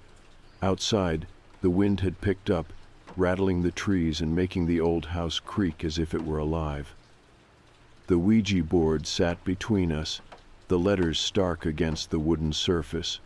Caleb placed his fingers on the planchette first, nodding for me to do the same. I hesitated. Everything in me screamed that this was a mistake, but I pressed my fingers against the smooth plastic anyway. "Okay," Caleb whispered. "We do this carefully. We follow the rules." I swallowed hard. "And if it answers?" "Then we tell it to go away." It sounded simple enough, but something inside me knew that once we started, there would be no turning back. Caleb took a breath and spoke. "Is there a spirit here with us?" For a long moment, nothing happened. Then the planchette twitched. A slow, dragging movement so faint I almost convinced myself it was just our hands shaking, but then it moved again, deliberate and steady. "Yai. E. S." A chill ran down my spine. Caleb's jaw tightened. "Who are you?" The planchette jerked sharply, faster this time. "H. U. N. G. R. Yai." My fingers trembled. Caleb swallowed hard. "What do you want?" The answer came before he finished the question. "F. O. O. D." Caleb shot me a glance. I could see the struggle on his face, his logical mind wrestling with the undeniable truth of what was happening. I wanted to throw the board across the room, to break the planchette in half, to stop whatever this was before it got worse. Instead, Caleb asked, "What kind of food?" The planchette hesitated. Then it spelled M. E. A. T. The word sent a sickening wave through my stomach.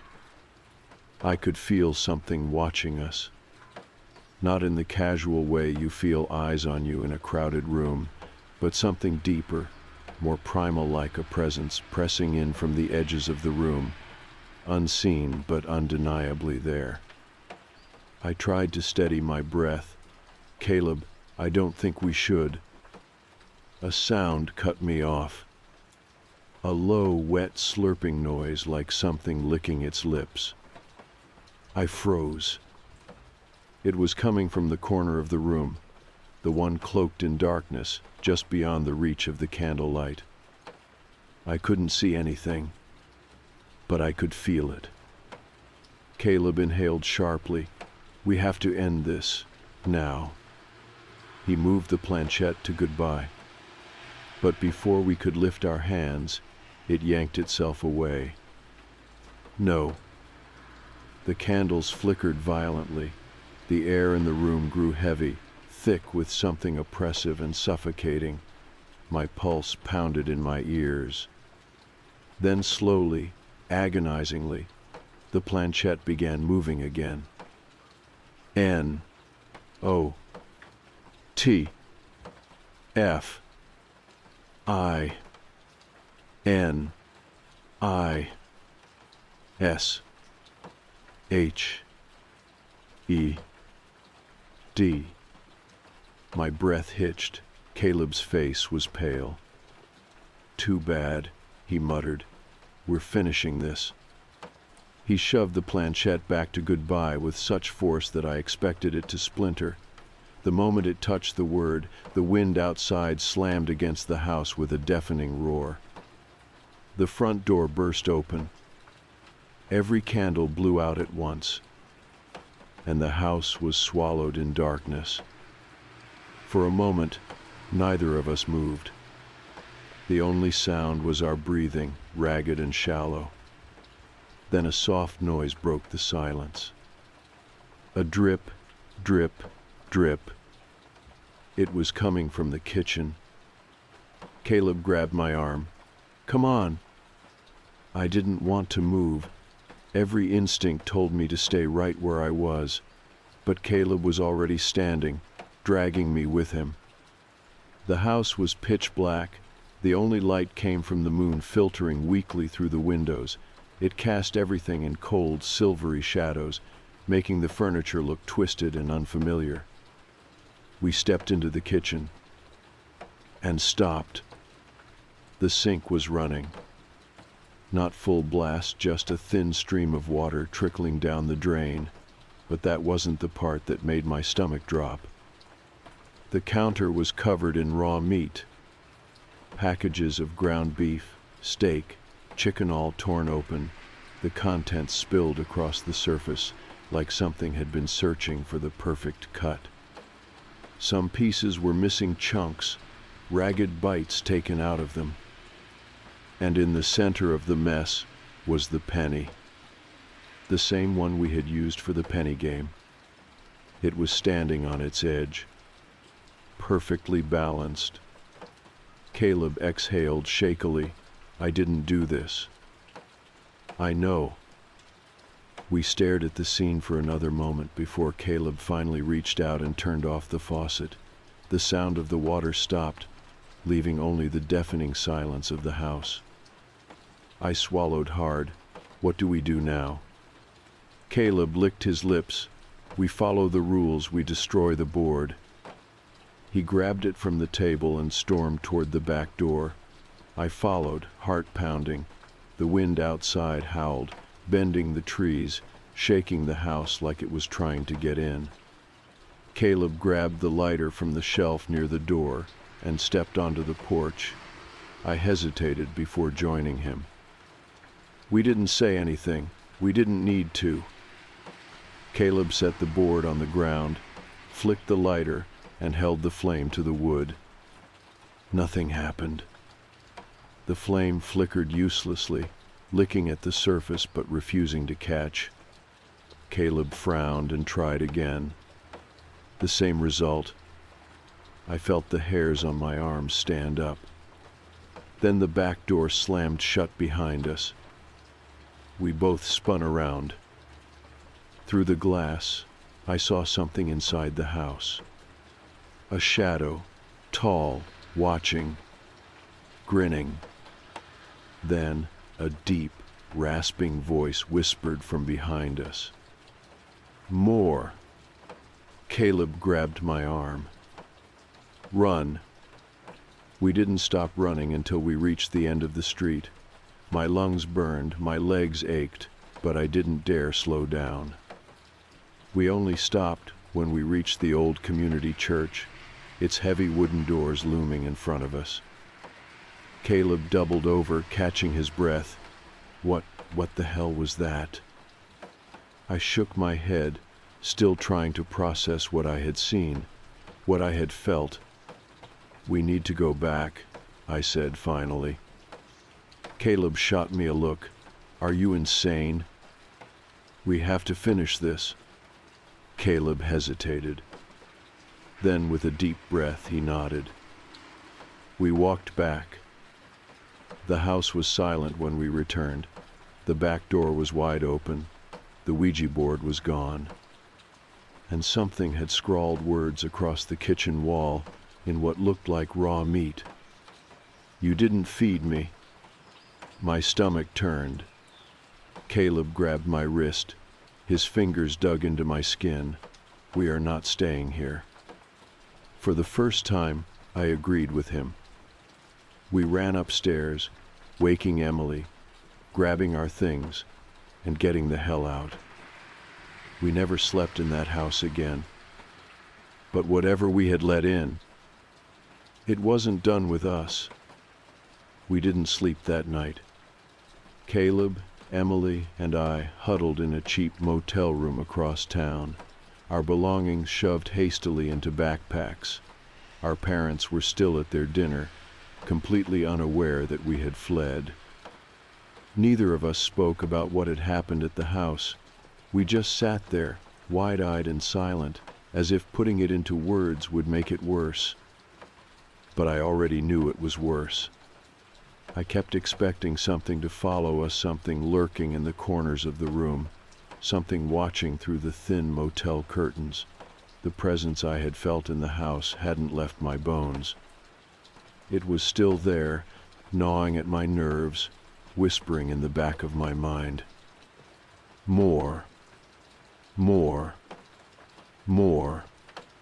Caleb sat stiffly on the edge of the bed, staring at his hands. His fingers trembled slightly, barely noticeable, but I saw it. "We have to end this," I said finally. Caleb exhaled sharply, running a hand through his hair. "And how do you suggest we do that, Owen? We tried to burn it, and it wouldn't even catch fire." "We didn't close the game," I said. "We didn't follow the rules." Caleb glanced up at me. He knew I was right. Emily shifted uncomfortably. "I don't want to go back there." Neither did I. But I knew we didn't have a choice. We waited until sunrise. Our parents still weren't home when we returned, but I wasn't surprised. They were probably still at the dinner party, drinking and laughing, oblivious to the nightmare unfolding in their own home. The house was silent when we stepped inside, the kind of silence that presses against your ears, making everything feel unreal. The air smelled stale, metallic, like raw meat left in the heat for too long. The words were still there, smeared across the kitchen wall. "You didn't feed me." My stomach churned. Caleb clenched his jaw. "Let's find the board and finish this."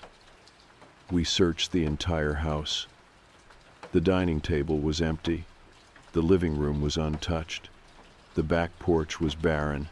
Nothing left but the scorch marks from where we had tried to burn it. It was gone. Caleb swore under his breath. "Where the hell is it?" I turned slowly, my skin prickling. "The basement." I didn't want to say it. I didn't want to be right. But when I looked at Caleb, he already knew. Neither of us had ever liked the basement. It was unfinished, cluttered with old furniture and forgotten junk. The light bulb on the ceiling flickered when you pulled the chain, and the air always smelled damp like mildew and earth. We stood at the top of the stairs, staring down into the darkness. Emily shivered. "I'm not going down there." Caleb sighed. "Fine. Stay up here." I followed him down. The wooden steps groaned beneath our feet, the dust in the air thick and heavy. The basement wasn't big, just a narrow space with concrete walls, shelves lined with rusted tools, and piles of old furniture covered in moth-eaten sheets.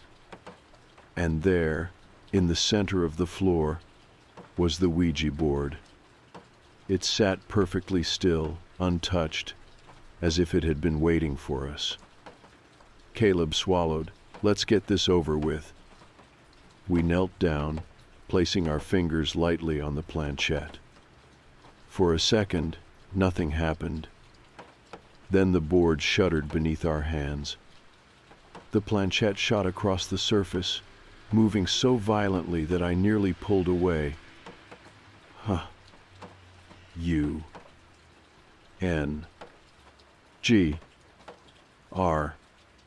Yeah. I gritted my teeth. "We know." Caleb's voice was steady. "What do you want?" The planchette jerked. M-O-R-E.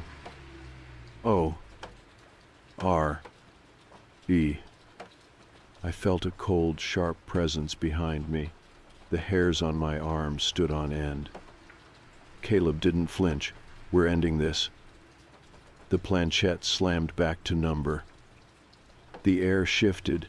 The entire basement grew impossibly cold, a dense pressure pushing against my chest like I had been submerged in deep water. Then, from the darkness, something moved. Not a shadow. Not a trick of the light. Something huge. It unfolded itself from the corner, towering over us, watching. Its limbs were long, wrong, shifting unnaturally as it crawled forward, its face shrouded in blackness. The only thing I could see was its mouth wide, grinning, teeth too sharp. Caleb and I both scrambled backward, but it was already there. The planchette moved. F-L-E-S.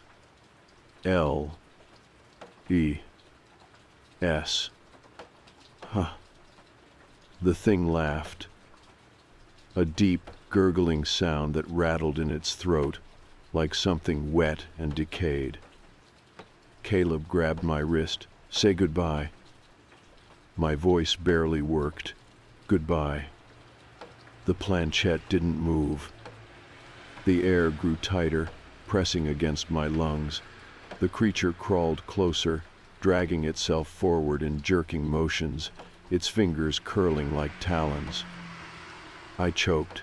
"Please, goodbye." It screeched. A sound so inhuman, so soul-wrenching that every nerve in my body seized. Caleb ripped the board off the floor, snapping it in half over his knee. Everything stopped.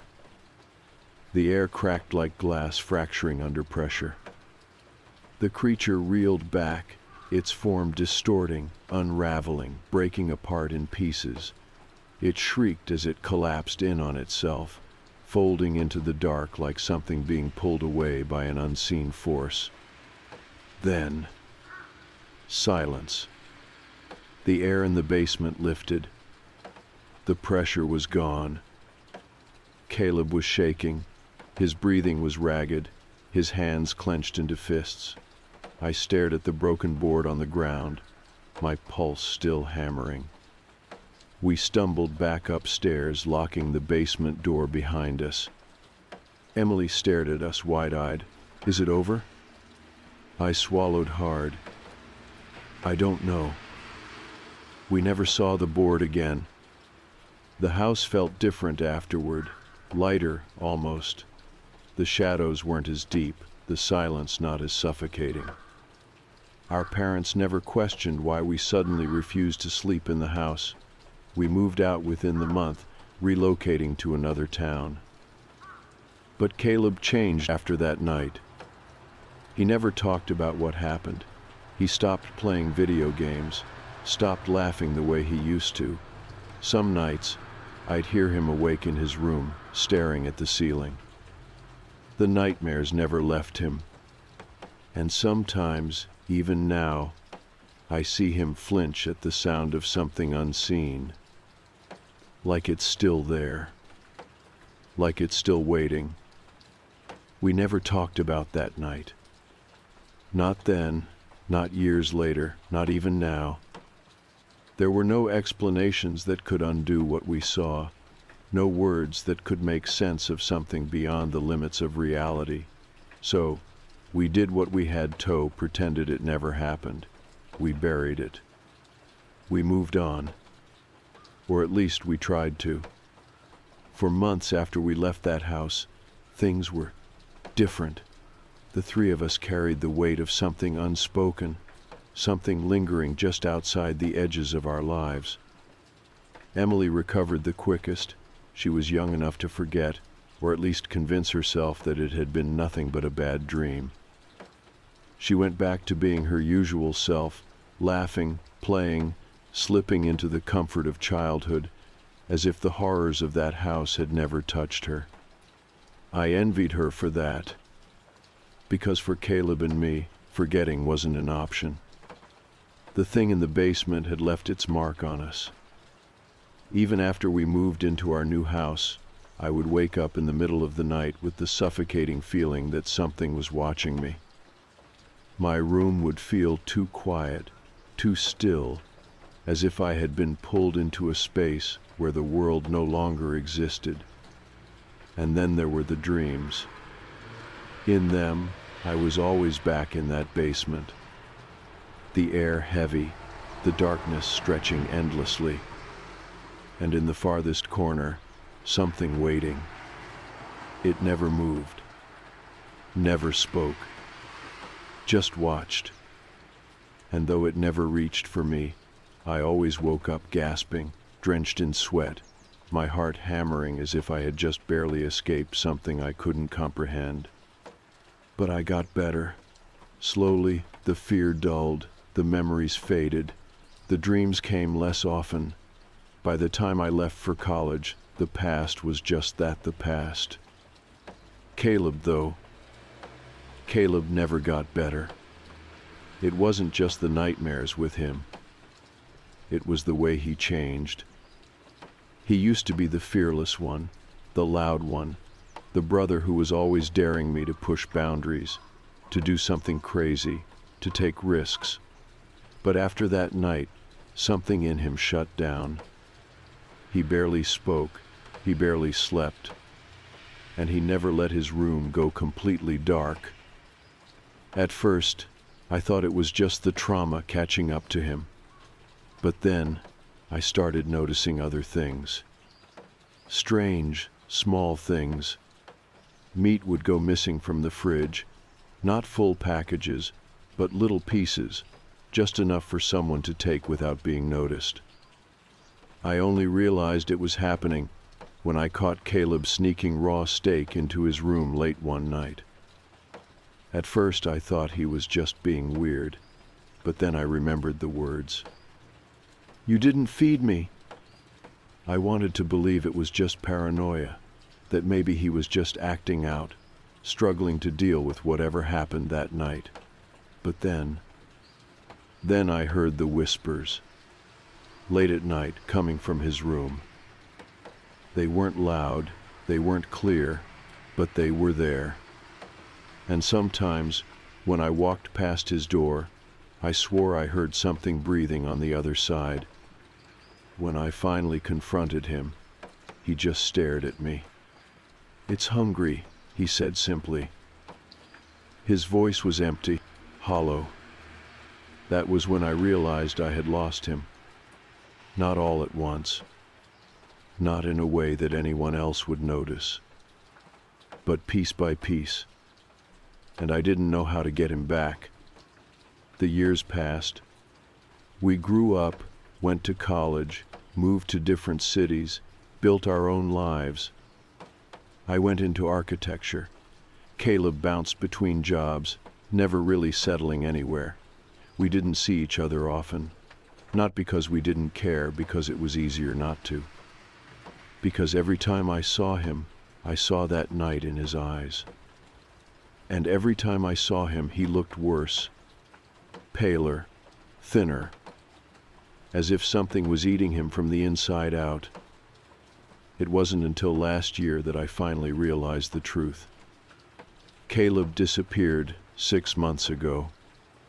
No calls, no messages, no sign of him at his last apartment. Nothing. At first I thought he had just gone off the grid. He had done it before, slipping away for weeks at a time, avoiding people, avoiding life. But this time was different. This time, there was no trace of him at all. And then, last week, a package arrived at my doorstep. No return address, no note. Just a single item inside. A Ouija board. It was old, warped, stained with something dark along the edges. I knew it wasn't the one we had used all those years ago. But the message scrawled across the back in faded, dried ink was enough to make my stomach drop. Feed me. I felt a cold breath on the back of my neck. And for the first time in years, I heard it whisper again. More. That night, I didn't sleep. And for the first time in decades, I knew it was never about the game. It was about Caleb. It had chosen him. And now that he was gone, it was coming for me. I sit at my dining room table now, staring at the board. I know I shouldn't. I should burn it, bury it, run, but I can't, because I know, deep down, this isn't over. I can feel it, watching, waiting. And if I don't finish what we started, if I don't end it this time, it won't stop. It will never stop. So, I reach for the planchette. I place my fingers on the board, and I whisper the words I swore I'd never say again. Kokuri-san, Kokuri-san, are you there? The candle flickers. The air grows cold, and the planchette moves. Slowly, deliberately. Yai. E. S.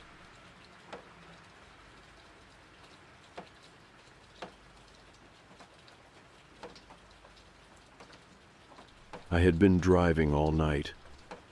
The kind of shift where the city feels like a different place, quieter, darker, the streets stretching endlessly beneath flickering yellow streetlights. The rides were mostly the same, tired bartenders heading home, couples too drunk to drive, office workers staring dead-eyed at their phones, wishing they were anywhere but in my back seat. By 2:30 a.m., I was ready to be done. Then the last request popped up. No profile picture, no name, just Rider A. The pickup point was on the edge of downtown, near a strip of old buildings slated for demolition. I almost ignored it. The place was mostly abandoned now, businesses closing one by one, the city swallowing the land for new development. But the payout was good, too good. So I accepted. I pulled up to the curb. The street was empty. No bars, no lights, just rows of old storefronts with boarded-up windows. The kind of place you didn't hang around after dark. I checked the app. No messages. I waited. 3 minutes passed. Just as I was about to cancel, the back door opened. The man slid in quickly. I jumped a little. I hadn't even seen him approach. "Hey," I said, forcing a casual tone. "You writer A?" No response. He was wearing a long black coat, the kind that swallowed his frame. His hands rested in his lap, long fingers too still. A black hat covered most of his face, shadow swallowing his features. Something felt off. I glanced at him in the rearview mirror. "Where are you headed?" He didn't answer. Then finally, his voice calm, almost mechanical. "Lincoln Street." Something in my stomach twisted. Lincoln Street was nowhere near here. It was on the other side of the city. An old neighborhood, mostly abandoned now. I had only driven through there once or twice, but I remembered it wasn't a place you went at night. "You sure?" I asked. "That's kind of far, almost outside the city limits." The man didn't move, didn't blink, just repeated flatly, "Lincoln Street." I should have canceled the ride. I should have told him to get out. But instead, I sighed and shifted into drive. The payout was good, too good. I took one last glance at him in the mirror. Something in my chest tightened. The streetlights flickered as we pulled away. The ride was quiet, too quiet. Most passengers fidget. They scroll through their phones, hum to the radio, adjust their seatbelts, something. But this guy, nothing. No movement, no sounds. Just stillness. The longer we drove, the heavier the air in the car became. I could feel it in my chest, thick and pressing, like the space had somehow shrunk without me noticing. I kept glancing at him in the rearview mirror. His head was slightly tilted downward, shadow covering most of his face. The brim of his hat was low, but I could just barely see his mouth. He wasn't smiling, wasn't frowning either. His expression was void, like a person caught between moments, like someone who had forgotten they were supposed to be alive. The streetlights passed in streaks of orange, flashing against the windshield, against his face. I cleared my throat. "So, been out late?" No answer. I gripped the wheel a little tighter. "Just visiting someone?" Nothing. "Work?" Silence. I exhaled sharply through my nose, shaking my head. "All right, man, cool." Maybe he was just drunk, or high. Maybe he was mute, or maybe he just didn't want to talk. Fine by me. I turned up the radiolo, just enough to fill the void. Static. I frowned, glancing at the screen. The signal had died. Which didn't make sense. I knew this part of the city. There was no reason for the station to cut out. I tried switching channels. More static. I glanced at the rearview mirror again. The man hadn't moved. Not once.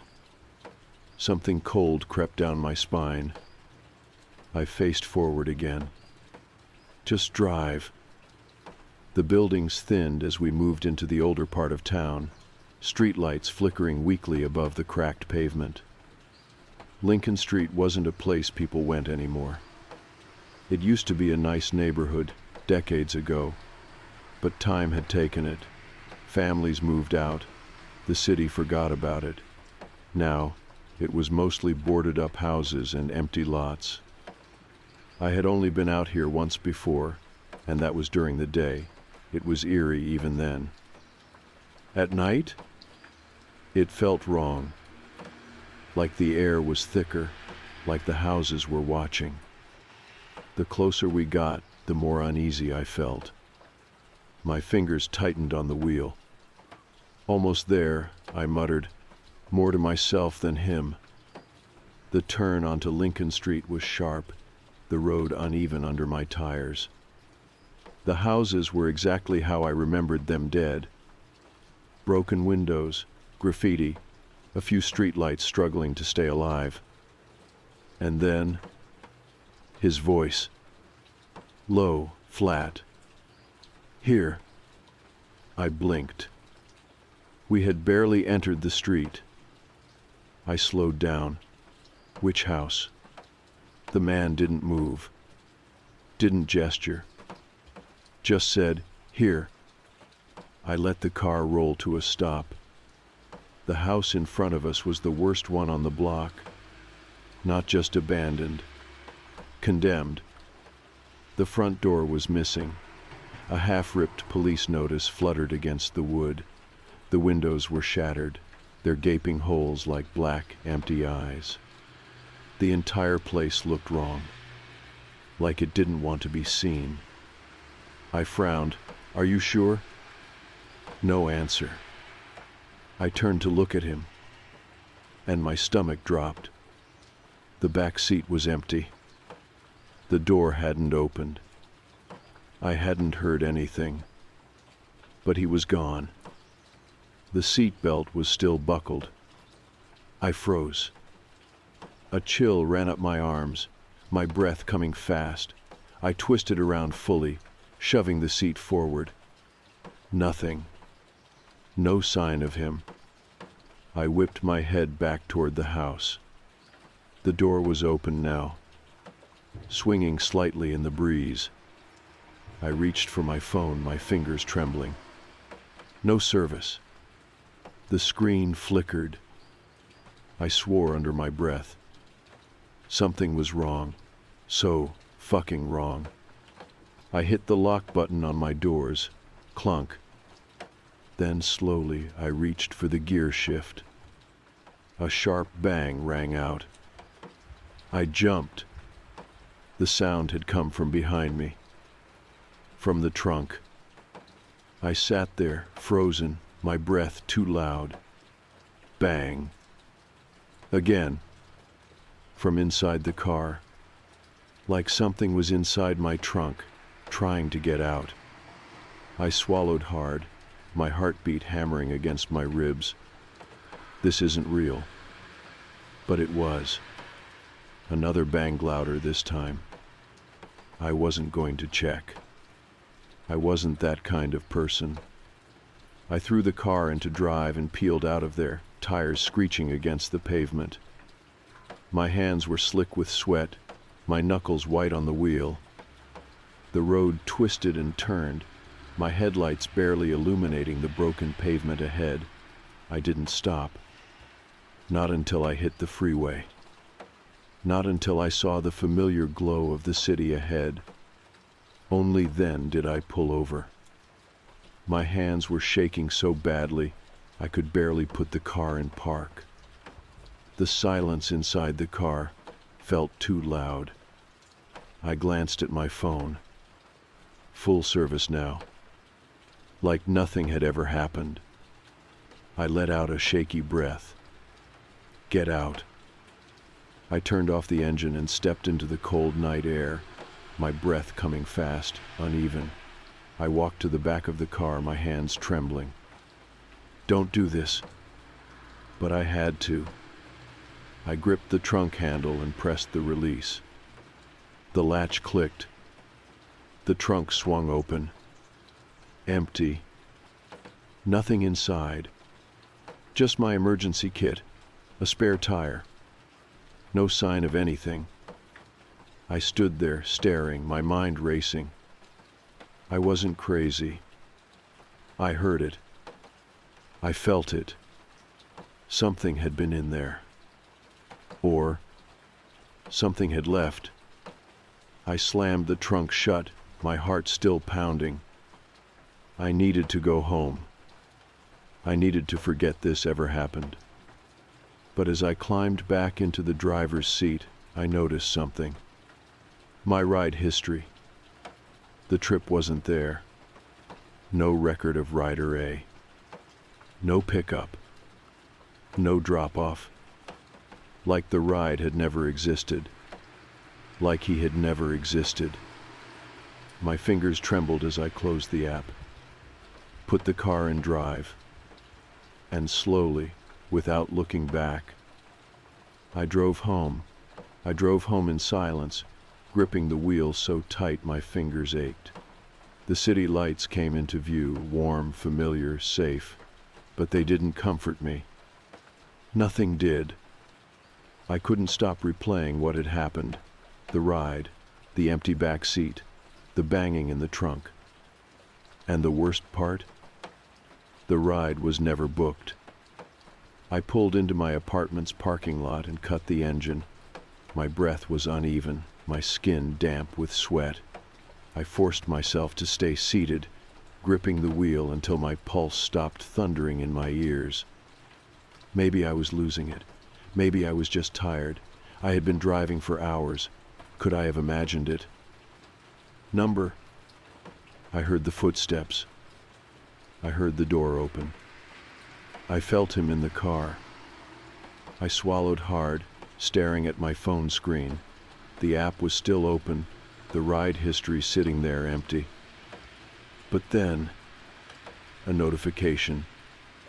One I hadn't seen before. A pending trip review. My stomach twisted. I tapped on it with shaky fingers. There was no passenger name, no location, just one option. Rate your ride with Rider A. The rating screen glowed at me, waiting. 5 empty stars. I stared at it, my body suddenly ice cold. This wasn't real. I pressed 1 star just to see what would happen. The screen flickered. Then a new message appeared. A text. From Rider A. Thank you for the ride. I nearly dropped the phone. My pulse slammed against my ribs. I had to be dreaming. Another message popped up. I enjoyed our time together. My stomach turned. A final message. Let's do it again soon. I threw the phone down. My breathing was shallow, chest tight with something I couldn't even name. Number no, no, no. I grabbed the device, my fingers shaking, and checked the number. Unknown. I opened the chat, nothing was there. The messages were gone. The review request was gone. I exhaled sharply, rubbing my face. I was tired. I needed sleep. That's all this was. I locked my car and made my way inside. Sleep didn't come easy. Every time I closed my eyes, I saw the back seat, the empty space where he had been. The dream came just before dawn. I was back in the car, driving. The city was gone. The streets stretched endlessly, lined with houses that had no windows, no doors, just dark, gaping holes. I gripped the wheel, trying to stop, but I couldn't. My hands wouldn't move. Then, a whisper from the back seat, soft, amused. You pick me up. My breath hitched. I looked in the mirror. A man sat in the back seat, but it wasn't him. His face was blurred, flickering, like static on an old television. I like this game, he said. I tried to wake up, tried to jerk myself out of it, but the dream held me there. The man leaned forward, his face shifting, morphing, trying to form something recognizable. You'll pick me up again, won't you? I woke up gasping. The next day, I deleted the app. I told myself that was enough. That if I just stopped driving, if I stopped picking people up, I would be safe. But I knew deep down that wasn't true. Because later that night, when I got back in my car to run errands, the seatbelt in the back was still buckled. I never picked up another passenger again. But sometimes, when I drive alone at night, I hear the seat creak. I hear breathing behind me.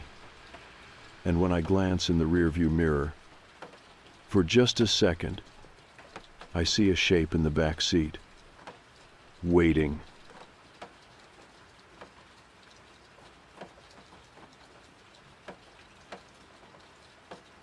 The first time my wife caught me sleepwalking, she thought it was funny. She stays up much later than I do, she always has. I go to bed early, and she spends hours in her home office down the hall, typing away, watching her shows, enjoying her quiet time. I didn't even know I had started sleepwalking until she told me the next morning. "You came into my office last night," she said, grinning over her coffee. "You were flirting with me." I frowned. "Flirting?" She laughed. "It was mostly gibberish, but you had the body language and everything. You leaned against the door frame like some kind of smooth operator." I felt my stomach twist. To her, it was harmless and cute, but to me, it felt wrong. Like someone else had been inside my body, moving my limbs, shaping my words. "Next time, wake me up," I told her. She waved me off. "It's fine, babe. It's not like you're wandering outside or anything. What's the worst that could happen?" She wouldn't say that for long. I tried home remedies first. Cut out alcohol, stuck to a strict sleep schedule, made sure I wasn't overly tired, but none of it helped. The episodes got worse. Some nights, I'd wake up standing halfway across the bedroom, my hands still in motion like they had been reaching for something. Other times, I'd find evidence of things I didn't remember doing. The bathroom light on, a glass of water on the nightstand I didn't pour. Once, I woke up sitting on the couch in the living room, staring at the blank television screen. Each time, my wife reassured me. "You always come back to bed," she said. "It's just sleepwalking." But the more it happened, the more I felt like I was losing pieces of myself, like my body was learning to move without me. So I took precautions. I found the terry cloth sash from my bathrobe and used it to tie myself to the bed, a simple knot around my ankle, the other end secured to the metal frame. If I got up, I'd either wake myself up trying to untie it, or I'd be stuck until morning. For a while it worked, until one night it didn't. The last thing I remember is falling asleep like normal. Then, I'm awake. My wife's face is in front of me, wide-eyed, terrified. She isn't speaking, she can't. I'm blocking the doorway, and I'm holding scissors. The realization slams into me, knocking the breath from my lungs. The cold metal presses against my palm. I have no memory of picking them up, no memory of leaving the bed. Then her expression changes. She sees it. I see it. The moment I wake up, the moment my body stops acting without me, a strangled breath escapes her lips, and I drop the scissors like they're burning me. She doesn't move for a second. Neither do I. Then we both run. She goes to the bedroom. I follow, tripping over my own feet. There, lying on the floor, is the severed bathrobe sash. My wife's voice is shaky. You rolled out of bed," she says, pointing at it. "You were still tied by your ankle. And then..." She swallows hard. "You must have crawled across the floor, reached into my sewing desk, found the scissors, and..." She doesn't finish the sentence. She doesn't have to. I look down at my ankle. The remains of the sash are still knotted around it. The other half dangles from the bedpost, neatly cut. My stomach churns. I hadn't untied myself. I had found another way out. We talk about it the next day. I tell her I hate that it happens, that it doesn't feel like me. She tells me she's scared. "You were holding scissors, babe," she whispers. "Anything could have happened." I can't argue. "Wake me up next time," I tell her. "I don't care what people say about sleepwalkers. Just wake me up." She hesitates. "But what if you react badly? What if—" "I won't," I say quickly. "I never lash out, but I think the dangerous part is when I'm still asleep, not when I wake up." A long silence stretches between us. Finally, she nods. "Okay, but you need to see a doctor. Call a sleep specialist today." "I will, I promise." That night, we move all the sharp objects out of reach. I reinforce the ankle restraint, making sure it's tighter. And I make an appointment with the nearest sleep clinic. The soonest available date is 2 weeks away. I pray that's soon enough. The worst part of sleepwalking isn't the fear. It's the not knowing. Sometimes I remember snippets, hazy pieces, moments before I wake up. But most nights, nothing. Until I see the evidence. A moved object, a half-drunk glass of water, a look on my wife's face. The night before my sleep clinic appointment, I wake up feeling normal. For a moment, I think I didn't sleepwalk at all. Then I notice something's off. I'm not wearing my pajamas. I went to bed in sweatpants and a t-shirt.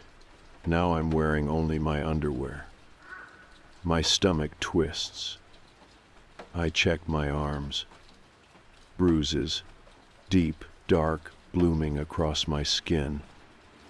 I check my ankle. A red friction burn, like I had been pulling against something. My chest tightens. Something serious happened last night, and I have no idea what it was. I wait for my wife to wake up. I don't want to, but I have to. I need to ask. When she finally stirs, she looks exhausted, not just tired, drained. And when her eyes meet mine, something shifts. She doesn't look scared. She looks ashamed, like she knows something I don't, like she doesn't want to tell me. A pit forms in my stomach. I swallow hard. "Honey, what happened?" She won't meet my eyes. "You don't remember," she whispers. I shake my head. She hesitates, then her entire body tenses. Her hands tighten into fists. Then I don't want to talk about it. My breath catches.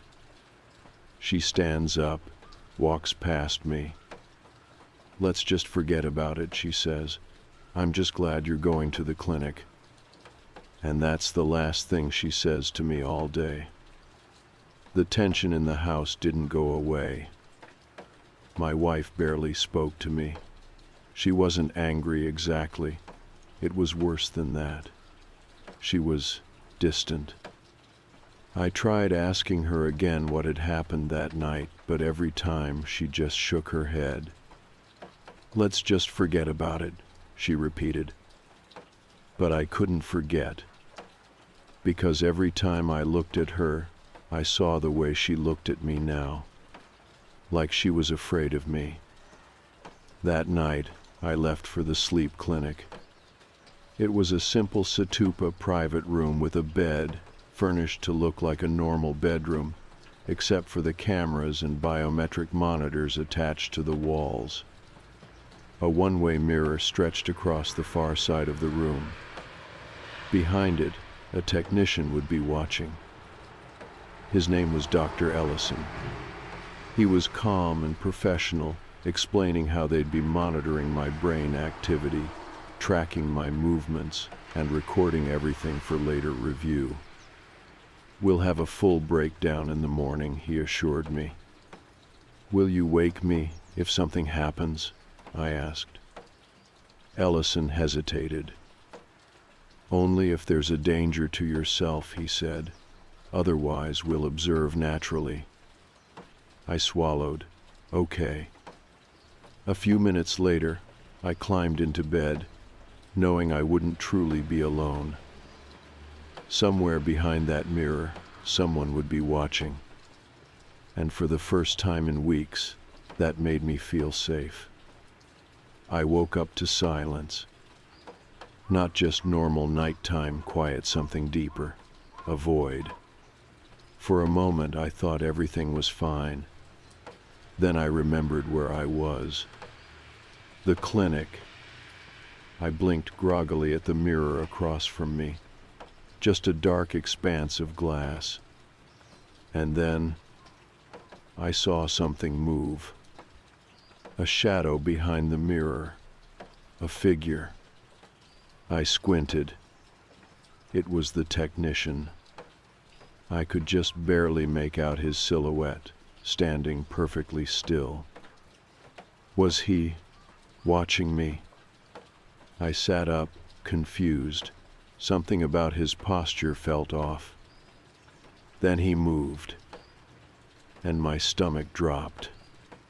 He was shifting his weight from side to side.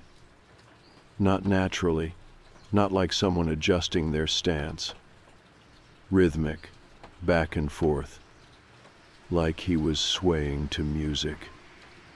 And then I realized I could hear it. A faint hum. It was coming from me. The melody was familiar. A song from the 80s. Just the two of us. I froze. The last time I had heard that song was last night. My wife. The night she wouldn't talk about. I hadn't even realized I was humming it. Then I saw the technician's hands. They were clenched into fists. His shoulders were rigid. He wasn't just watching me. He was terrified. I opened my mouth to say something. But before I could, I woke up. The next morning, Dr. Ellison didn't say much as he escorted me to the review room. There, a monitor was set up. "We recorded everything," he said. "It's best if you watch for yourself." I nodded, swallowing hard. He pressed play. The footage started out normal. Me, lying in bed. At 12:03 a.m., my breathing changed. My head turned slightly, like I was listening to something. Then, at 12:07 a.m., I sat up. Not like someone waking up. Not slowly. But mechanically, like a puppet being lifted by its strings. I worked methodically at the knot around my ankle. Unlike my normal fumbling attempts, I untied it perfectly in under a minute. I stood. Then I walked straight to the mirror. And I stopped. I stared. And I did not move. Behind the mirror, the technician must have noticed. I could see his faint reflection shifting as he moved behind the glass. And that's when I started tracking him. Whenever he moved, my head moved too. Following him. Watching him. I did this for 3.5 hours. Unmoving, unblinking. Ellison fast-forwarded the footage. At 3:41 a.m. I spoke. I watched as my recorded self's lips moved. It was gibberish. Long, drawn-out syllables, almost singing. Then, I smiled. Not my smile. Something wider, something wrong. Ellison cleared his throat. You don't remember any of this? I shook my head slowly. Just a snippet. I remember watching the technician move. Ellison exhaled, looking deeply unsettled. I stared at the screen, my hands trembling. Do I say anything else? Ellison pressed play. I leaned in close to the mirror. And then I spoke. My voice was low, deliberate. Just so lucky I can't get you. The technician had backed away at that moment. Even through the glass, I could tell he was afraid. On the screen, my reflection tilted its head. I stood there for a long moment then, with a final hum. I turned and went back to bed. The footage ended. Ellison looked at me carefully. Do you remember saying that? I shook my head. A heavy silence settled between us. Finally, Ellison spoke. We're going to prescribe you something that should help, he said. A sleep aid, something to keep you from getting up at all. I nodded, barely listening. All I could think about was what I had said. Just so lucky I can't get you. What had I meant? What was I trying to do? The medication worked. For weeks, nothing happened. No more sleepwalking, no more strange mornings. For the first time in months, I felt normal. Even my wife started to trust me again. One night, as we sat down for dinner, she gave me a warm smile. Maybe we should celebrate, she said, now that we don't have to worry anymore. I smiled back. She grabbed a bottle of wine. I hesitated. Then I let her pour me a glass. After all, I wasn't sleepwalking anymore. One night of drinking wouldn't change anything. Right. I woke up the next morning in complete silence. No memories. No snippets. But the evidence was there. My body ached. My arms were covered in scratches. There were bruises on my neck. Something had fought me. I turned to my wife's side of the bed. It was empty. A sick, twisting fear coiled in my stomach. I called her name. No answer. Then, the thought hit me like a freight train. Oh my God, what did I do? My wife didn't answer. The bed beside me was empty, her side cold. I sat up too fast, my head swimming, my body aching from bruises I didn't remember getting. Something had fought me. Something had struggled. And I had no idea what. My hands trembled as I touched the deep scratches on my arms, the raw tenderness of my throat. I called her name again, louder this time. Still, nothing. The silence felt wrong. It was the kind of silence that comes after something awful has already happened. A silence that means it's too late. But I still had to check. I still had to know. Even though I already did. I stood slowly, every inch of my body protesting. The bedroom door was slightly open. Had I left it like that? Or had she? I swallowed hard, forcing my feet forward. The hallway stretched before me, dim morning light filtering through the curtains. The house felt off. Like something had been disturbed. Like it wasn't quite mine anymore. My breath hitched as I reached the living room.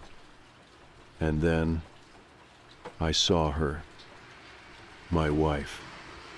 She was standing by the front door, her back to me, still, too still. A tight, horrible feeling wrapped around my chest. Something was wrong. Anna, my voice cracked.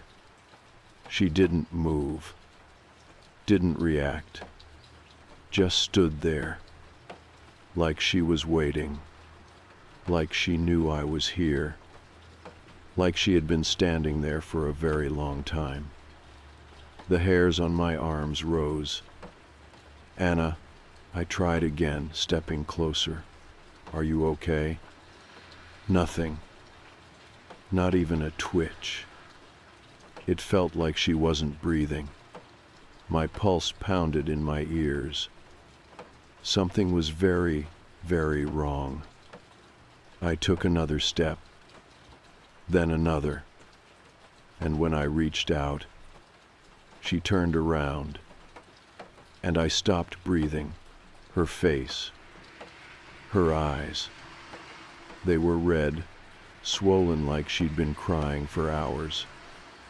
Her lips trembled, her skin pale as paper. She looked shattered, like someone who had already lived through the worst thing imaginable. But the worst part, the part that made my stomach drop, was that she was afraid. Afraid of me. She took a step back as I reached for her. Anna, what happened? I whispered. She shook her head violently. Tears slipped down her cheeks. You don't remember, she said, voice barely audible. The words crushed me. I swallowed hard. I don't, but I need to. Please, Anna, tell me. Her whole body shuddered. Then finally, she spoke. You came into the room around 3 a.m., she whispered. Her hands clenched at her sides, knuckles white. I knew something was wrong the second I saw you. It wasn't like before. You weren't just sleepwalking. She shuddered. You were watching me, just standing there, your head tilted, your mouth slightly open, like you were trying to listen to something I couldn't hear. My breath caught in my throat. I told you to go back to bed, she said. But you didn't. You just kept staring, and then you started smiling. My stomach twisted. It wasn't your smile, she choked out. It was wrong, stretched too wide, like you were trying to imitate what a smile should look like. I could hear my own heartbeat now. I tried to wake you up, she continued. I got close. I shook your shoulder. But then, she squeezed her eyes shut. You grabbed me. A cold, sharp terror stabbed through me. My whole body went cold. You wouldn't let go, she whispered. I screamed. I fought you. You were so strong. Tears spilled down her face. You held on to me so tight. I thought you were going to. She couldn't finish. I felt like I was going to be sick. Then suddenly, you just stopped. Your whole body went rigid. She shuddered, and you started humming. The air left my lungs. That stupid song, she whispered. Just the two of us.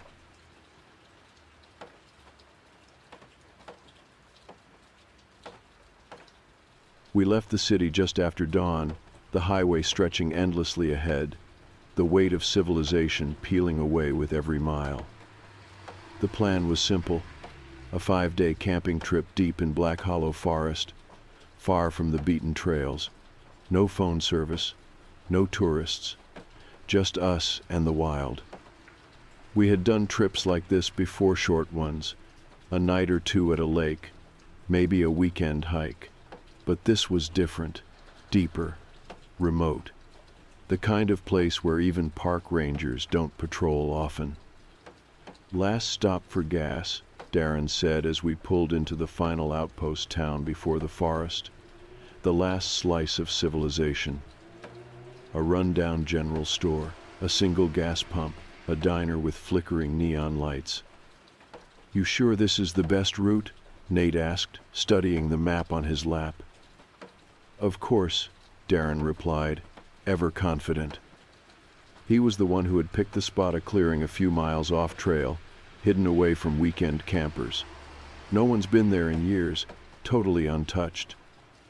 "Yeah, there's usually a reason for that," Will muttered. I grabbed snacks while Darren filled the tank, exchanging brief pleasantries with the old man behind the counter. His sunken eyes flicked toward my hiking boots. "You boys heading into the forest?" "Yep," I said, 5 days out at Black Hollow. A pause, then slowly, "Stay close to your sight." I half laughed. "That's the plan." The old man didn't smile back. "You go off too far, you won't find your way back." Something about the way he said it made my stomach turn. Nate was honking the horn before I could respond. I shoved the snacks in my pack and hurried back to the car. As we pulled onto the dirt road leading to the forest, I looked back. The old man was still watching. By midday, we were deep into the hollow. The trees grew taller here, denser, the kind that blocked out half the sky, even in broad daylight. It was beautiful, in a lonely kind of way. The clearing was just as Darren had described, a wide-open patch of earth, soft pine needles underfoot, a perfect space for our tents. We unpacked quickly. The fire pit was built, the tents went up, and soon, the air was thick with the smell of burning wood and sizzling meat. "To survival," Darren grinned, raising a beer. We drank. We laughed. We let the forest settle around us. The first few hours, everything felt normal. Good, even. The stillness of the forest, the crackle of the fire, the occasional rustle of an animal in the brush. But as night fell, something shifted. The quiet became too quiet. Even the wind had stopped. I tried to ignore it. Tried to focus on the fire, the warmth of beer in my stomach, the sound of Nate telling some half-remembered college story. But I couldn't shake the feeling that something was listening. The fire burned low. Will was already snoring inside his tent. Darren tossed the last beer can into the trash bag and stretched. "I'm hitting the sack," he said. Nate groaned, rubbing his face. "Yeah, me too." I hesitated. "I'll stay up a bit." Darren shrugged. "Your funeral. The forest gets weird at night." I watched them disappear into their tents, the campsite suddenly smaller, without their voices filling it. I threw another log on the fire, watched the embers flick and twist in the air. The night pressed in around me. Thick, heavy. Then, a snap, somewhere just beyond the tree line. My back stiffened. A twig, breaking under something's weight. Could have been an animal, a deer, a raccoon. But it hadn't sounded casual. It had sounded careful. I turned, scanning the darkness beyond the firelight. Nothing but trees. Then, crunch. The sound of steps. Slow, deliberate. Circling the camp. The fire crackled behind me, casting long, flickering shadows. My breath came shallow. I grabbed my flashlight and swung it toward the trees. The beam sliced through the dark and caught nothing. Just tangled branches, empty forest. I exhaled, forcing myself to relax. I was being stupid. It was probably an animal passing through. Nothing more. Still, I gave the trees one last glance before stepping toward my tent. And that's when I noticed Will's tent was unzipped, just a few inches, like someone had pulled it open from the outside. My breath stalled. "Will?" I whispered. No response. I stepped closer. "Will, wake up." Still nothing. I crouched, reaching for the tent flap. Will stirred suddenly, his arm flailing as he let out a groggy noise. I yelped, stumbling back. He blinked blearily at me. "The hell, man?" I swallowed hard. "Did you unzip your tent?" He frowned. "Number." I pointed. "It's open." Will leaned up, looking at the unzipped flap. His expression shifted. His mouth snapped shut. The noise came again. Crunch. Steps. Will's eyes flicked toward the trees. Slowly, he reached for his flashlight. We both turned, breath held, and shined the light into the woods. The trees stood still. The night stretched empty. Nothing there. No movement. No wind. Nothing. Will let out a nervous chuckle. "Jesus, man, you freaked me out." I forced a laugh, but it came out wrong. Something still felt off. Will zipped up his tent fully this time. "Get some sleep." I nodded, but as I climbed into my own tent, zipped it shut tight, I couldn't shake the feeling that something was still out there. Watching. Waiting. Just beyond the trees. Listening. I didn't sleep. Not really. I lay there for hours, my back pressed against the thin fabric of the tent, my ears straining for any sound beyond the steady rhythm of Will's snoring. The forest was too silent. It wasn't natural. I grew up camping. I knew the sounds that should have been there: owls, crickets, the occasional distant rustle of an animal moving through the brush, the kind of white noise that made the woods feel alive. But there was nothing. Just the slow, steady thudding of my heartbeat in my ears. I closed my eyes. Tried to convince myself I was imagining it. Tried to convince myself that I wasn't waiting for the noise to come back. I don't know when I drifted off, but when I woke up, something was wrong. At first, I couldn't tell what. The tent was still zipped, my sleeping bag still wrapped tightly around me. Then I realized the fire was out. The glow of embers, the last crackling remnants that should have lasted until dawn, completely gone. Someone had put it out. I sat up, my breath hitched. The air inside the tent felt thick, heavy. Something had changed. Then, rustling. Soft, slow. From just outside my tent, I went completely still. It was close. Closer than before. No more crunching footsteps in the distance. No more snapping twigs at the tree line. Right outside.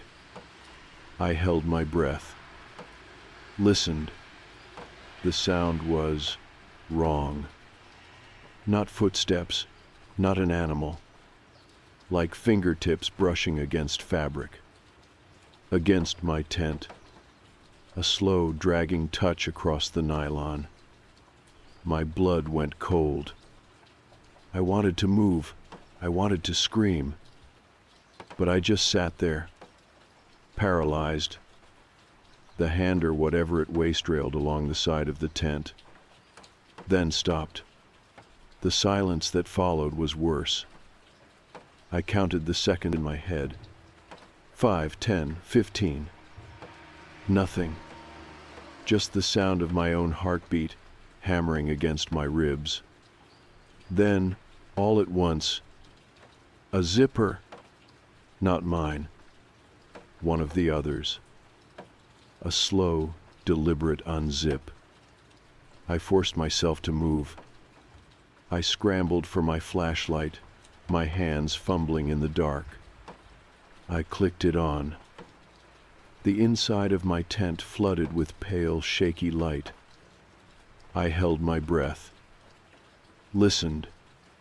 The zipper had stopped. Silence. I forced myself to act. I unzipped my own tent fast. Two fast stands swung the flashlight beam into the campsite. The others' tents were all closed. No movement. No one standing there. The fire pit sat cold and dead, ashes scattered across the ground. I swung the beam toward the trees.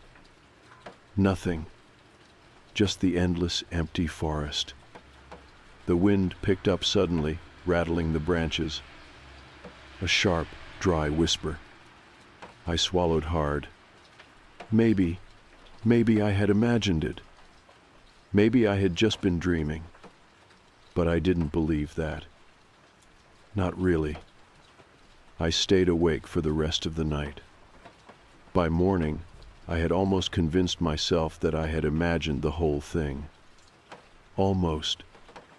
Nate was the first one up. I heard him grumbling as he unzipped his tent, stepping into the early morning chill.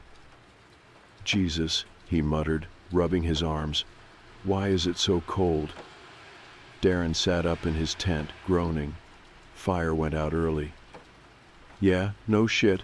Did someone throw water on it? The way he said it made my stomach tighten. I stepped out, shivering in the morning air. The ashes from last night's fire were soaked, like someone had doused them with water. Not something the wind would have done. Not something we did. Darren frowned, crouching near the pit. That's weird. Maybe it rained, Will suggested, stepping out of his tent and stretching. It didn't, I said quickly. They all looked at me. I hesitated. I thought I heard something last night, I admitted. Like someone moving around. I think someone was in the camp. A beat of silence. Then Darren scoffed. Like what? A hiker? I shook my head. I didn't know what to say. Will ran a hand through his hair. You seriously think someone came here and put out our fire in the middle of the night? I exhaled. I don't know. I just know what I heard. No one spoke after that. The conversation died. I could tell they didn't want to believe me. Didn't want to believe that maybe we weren't alone out here. Darren clapped his hands together. All right, enough of the creepy campfire stories. Let's get breakfast going. The others followed his lead. But I couldn't shake the feeling. The unease sat in my stomach. Like something was watching. Like something was waiting. The second night was worse. I had spent the day trying to push the fear away. We hiked. We fished at the nearby creek. We played cards in the afternoon sun. By the time the fire was roaring again, I had almost convinced myself it was fine. That last night had been nothing. That I was just on edge. But then night fell, and the footsteps came back. It started the same way. A faint snap somewhere in the trees. Then closer. Circling. By the time I heard the first crunch of dirt right outside the tents, I knew. We were not alone. I sat up, pulse pounding. And then, a whisper. Low, faint. From somewhere outside. I went rigid. The words were too soft to make out. But it was a voice. A human voice. And I was sure of one thing. It wasn't any of us. I reached for my phone, my fingers shaking. The screen glowed faintly. No service, no signal. I turned my head slightly, listening. The voice had stopped. The steps had stopped. A terrible silence stretched over the camp. Then, suddenly, the sound of a zipper. Slow. From one of the tents. I held my breath. The others were asleep. So who was opening their tent? I gripped my flashlight, turned it on. The beam cut through the dark. I swung it toward the sound and froze. Will's tent. The zipper was half open, but he was still inside, still asleep. Something had unzipped it from the outside. My heart stalled. Then, the trees rustled. A shadow moved just beyond the firelight. Gone before I could see it clearly. I turned to the others, my voice barely above a whisper. "Wake up." They didn't stir. I turned back to the trees, staring into the black, into whatever was staring back. I sat frozen, the beam of my flashlight shaking slightly in my grip. The trees just beyond the firelight stood motionless, the darkness between them thick, unyielding. I knew I had seen something move, a shape, a figure, something, but now there was nothing. I turned back to Will's tent. The zipper was still half open. Will was still inside, still asleep. Something had unzipped it from the outside. I swallowed hard, my pulse hammering. "Wake up," I hissed. No response.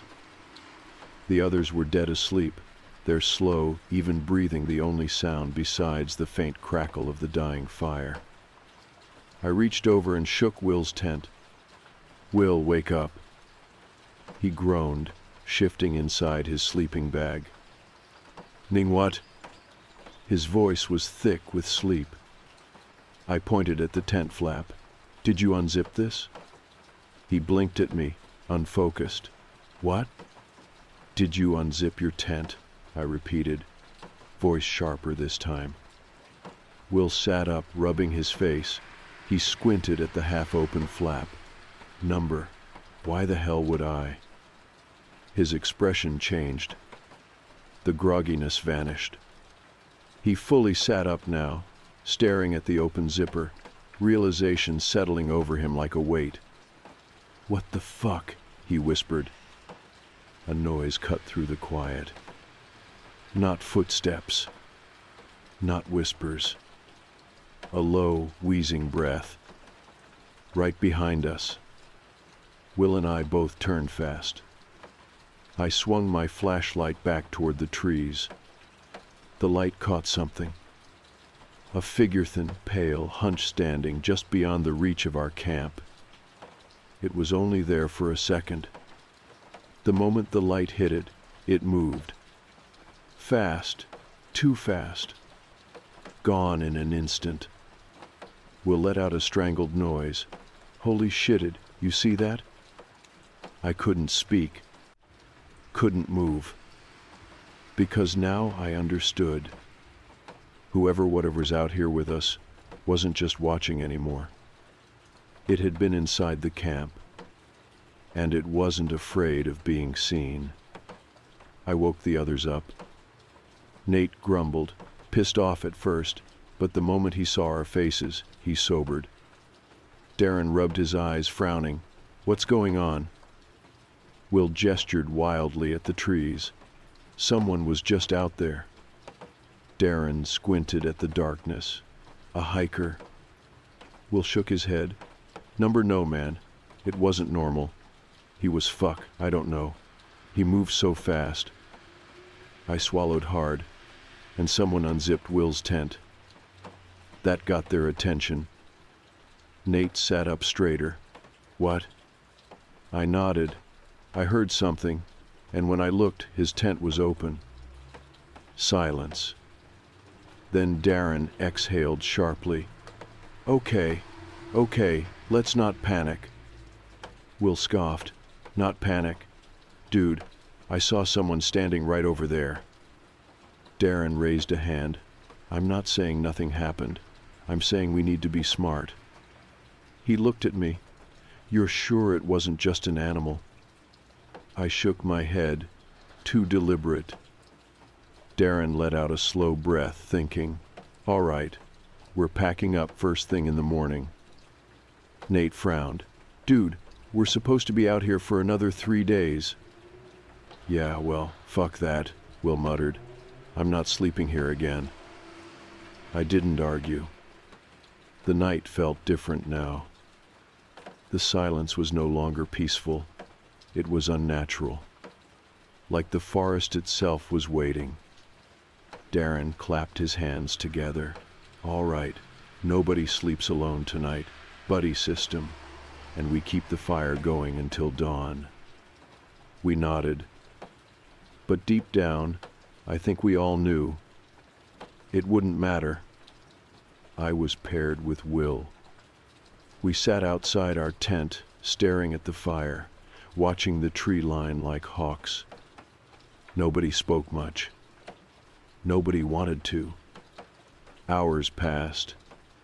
At some point, I started to relax just a little. Maybe we had scared it off.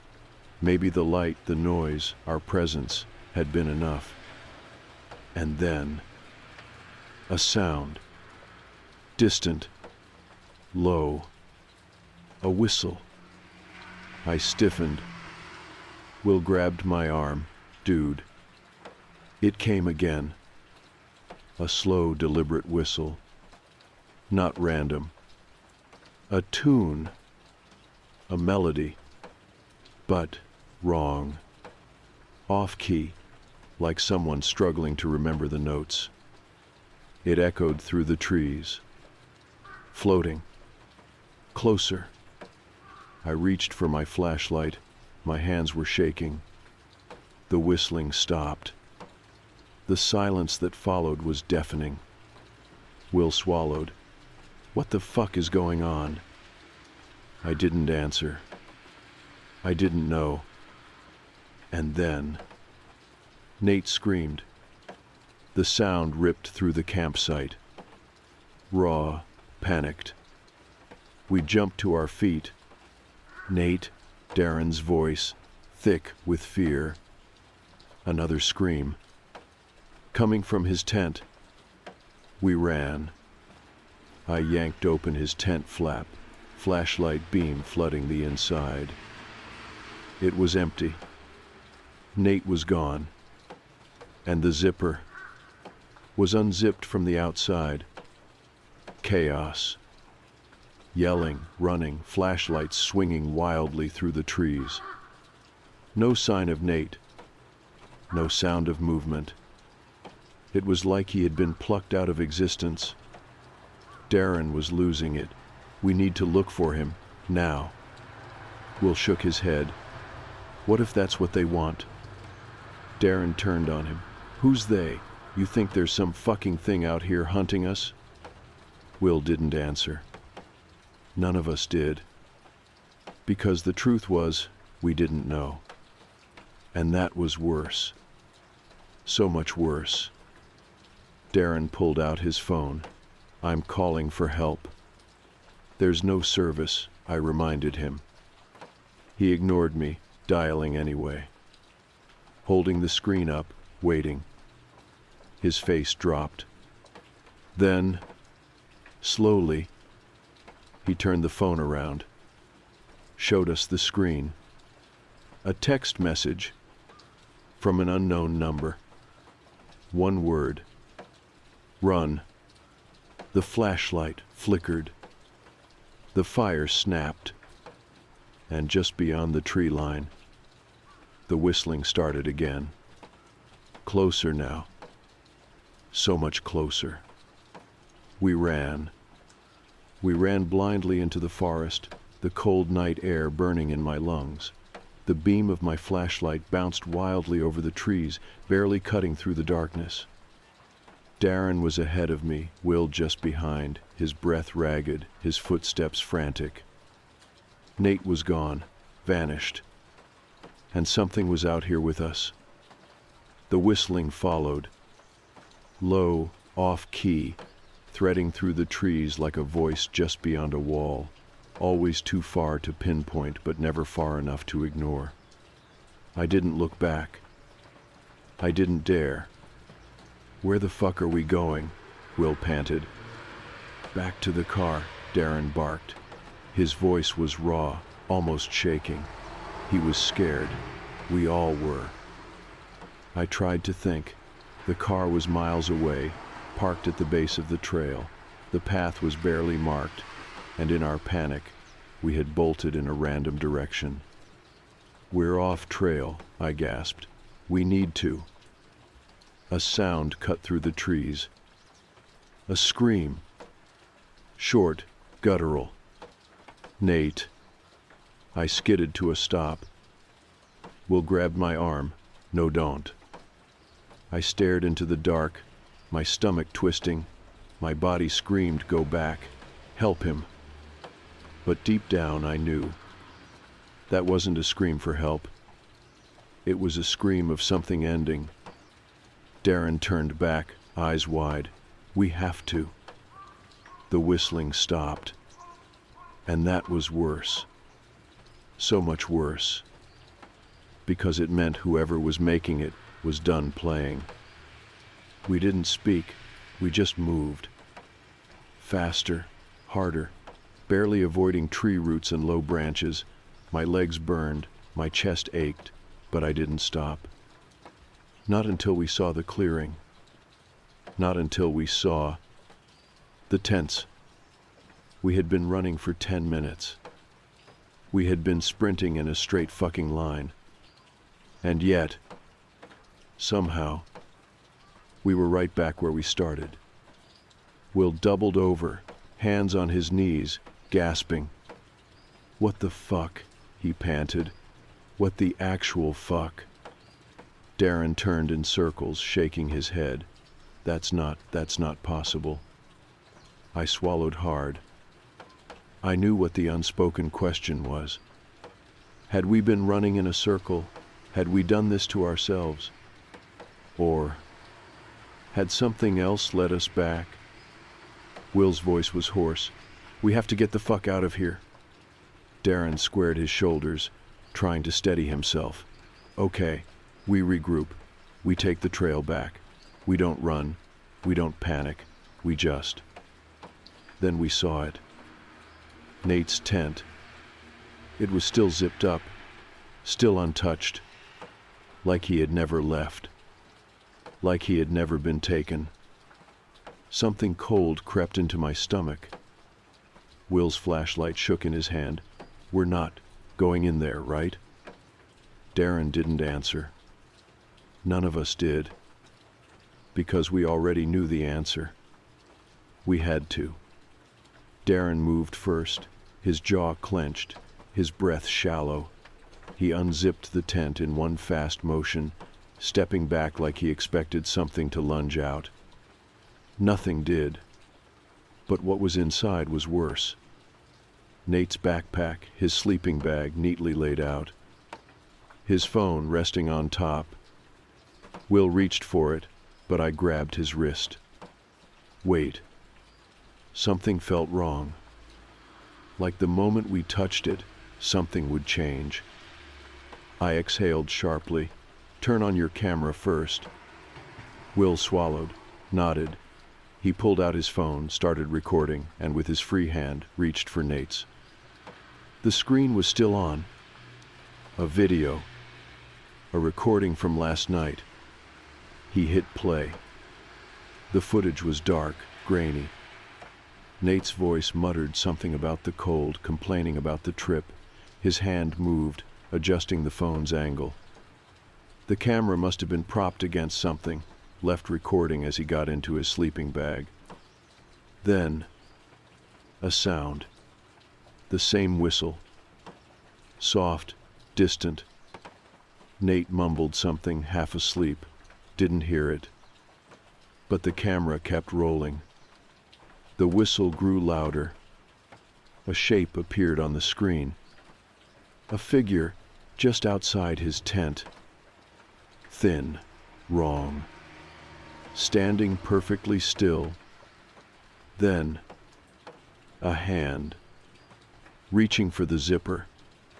Slow, deliberate. The zipper pulled down an inch. Then another. Then another. The shape moved inside. Then, the camera went black. And that was it. The end of the recording. Will let out a choked noise and dropped the phone. I stepped back. My entire body was buzzing with something primal, something raw. Darren's breath hitched. "This isn't real," he whispered. The words felt weak. And then, we heard it. A zipper. Not Nate's tent. One of ours. Slow. Dragging. We turned, and I swear to God, for just a second, I saw something slip inside Darren's tent. A shadow. A shape. The tent bulged slightly before going still. Will dropped his flashlight. Nope. Darren didn't move. He was shaking. And then, the tent zipper started pulling back up, closing, like whatever had entered was settling in, like it had been there all along. I snapped. I grabbed Darren's arm. "We are leaving." We ran. Didn't pack, didn't look back. Just grabbed the car keys and sprinted for the trail. The wind howled through the trees, the shadows pressing in. The whistling returned. Not behind us. Not ahead. All around. Like the whole forest was humming with it. Then, we hit the car. And I swear, just before I yanked the door open, I felt something behind me. So close, it could have breathed on my neck. I jumped inside, slammed the door shut. Darren hit the ignition. The car rumbled to life. Will was already screaming, "Go, go, go." We tore down the dirt road, the headlights carving through the blackness. The campsite disappeared behind us. The forest swallowed itself whole. And as we hit the highway, as the trees finally fell away, as civilization welcomed us back with open arms, I realized something that made my stomach drop. Nate's phone. We had left it behind. And on that phone, on that fucking video, was proof. Proof that we hadn't imagined it. Proof that someone or something had been with us in the woods. And now they knew our faces. Now they knew our names. Now they knew exactly where to find us. None of us spoke on the drive back. The car tore down the road at full speed, the dirt path turning into pavement, then pavement into the empty highway. The radio stayed off, the only sound the engine groaning beneath Darren's grip on the wheel. I kept my eyes locked on the rear-view mirror. I don't know what I expected to see. A shadow standing at the edge of the tree line. A figure chasing after us on all fours. I couldn't shake the feeling that we had barely escaped. That we weren't supposed to. Darren kept one hand clenched tight around the wheel, the other gripping his knee. His knuckles were white. "What the fuck was that?" No one answered. Will was in the back seat, hunched over, staring at the floor like if he looked up, the world would swallow him whole. "We should call the police," I said, my voice rough. Darren let out a sharp laugh, one that had no humor in it. "And say what? That our friend disappeared, and we left his ass in the woods." Will exhaled slowly. "Nate's dead." The words stuck. No one disagreed. It felt wrong to say it, but we all knew. Knew the second we heard that scream. Knew the second we saw that thing outside his tent. Nate wasn't coming back. I leaned forward, rubbing my hands over my face. My skin was cold, my fingers numb. "We need to go back for his phone," I said finally. Darren's hands tightened on the wheel. "Are you fucking insane?" "That video," I swallowed. "It's proof. It shows something was there." Will shook his head. "I'm never going back in those woods." Darren glanced at me in the mirror. "You really want to go back and play hero? Walk back into that fucking place and look for a phone?" I didn't answer. Because no, I didn't. But I also knew that whoever whatever was out there had let us go. For now. And if we just forgot, if we just moved on like it had never happened, I wasn't sure it would let us stay forgotten. Darren let out a sharp breath. "We're going home." And that was the end of it. The next day, I checked the news. Nothing. No reports of a missing hiker. No stories of strange occurrences in Black Hollow Forest. I waited for days. A week. Still nothing. The world moved on like Nate had never existed. Darren tried to drink it away. Will threw himself into work. We never spoke about it, not really. It became this ugly, heavy thing hanging over all of us, something that lived in the space between our words. And for a while, I convinced myself that we were okay, that it was over, until I woke up to a text message. It came at 2:47 a.m. I had been sleeping light, restless, my dreams thick with trees and whistling, and the feeling of something brushing against my tent. My phone buzzed from the nightstand. I blinked awake, groggy. Reached for it. One new message. From an unknown number. Just 3 words. "I found you." My blood turned to ice. I sat up fast, my pulse hammering. The air in my apartment felt wrong. Too quiet. Too still. I turned on the bedside lamp, my hands shaking. I checked the message again. My breath came in short, uneven bursts. The number was blocked. I tried calling back. Nothing. Then, another text. A photo.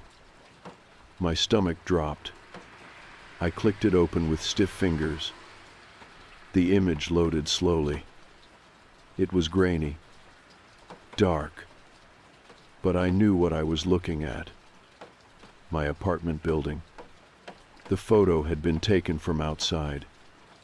From the street. From directly below my window. I dropped the phone like it had burned me. My ears buzzed. My hands clenched into fists. My breath coming too fast, too shallow. This wasn't real. It couldn't be real. Another buzz. One more message. "It's okay. I'm already inside." I jumped out of bed. Heart slamming, panic taking over. I grabbed my phone, my vision blurring as I scrolled to Will's number. He picked up on the first ring.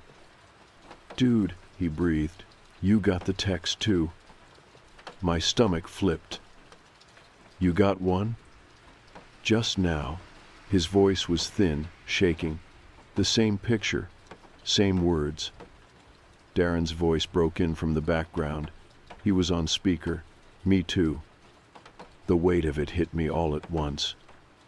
This wasn't random. It wasn't just me. We had brought something back. I grabbed a jacket, shoved my feet into my shoes. "We need to get out of our apartments, right now." Darren swore under his breath. "Where the fuck do we even go?" I thought about it. For the first time since we left those woods, I thought. And then it hit me. The general store. A pause. "The one we stopped at before the trip?" Will asked. I nodded, even though they couldn't see me. The guy, the old man, he knew something. Darren hesitated. You really think that's going to help? I clenched my jaw. I don't know, I swallowed, but I don't think we have a choice. We drove through the night.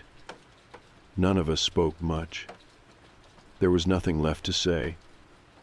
By the time we pulled into the gas station, the sky was just beginning to turn gray. The same neon diner sign flickered in the window, casting sharp red light onto the pavement. The old man was sitting behind the counter, just like before. His eyes landed on us the moment we walked in. He didn't look surprised, didn't look confused, just tired, like he had seen this before, like he already knew. Darren was the first to speak. We need your help. The old man sighed. Then, slowly, he stood. I told you, boys, he muttered. His voice was hoarse, heavy. You should have stayed close to your site. We never should have gone into that forest. We never should have stayed after the first night. And we never should have run. Because now it knows us. Now it follows. And we have no idea how to make it stop.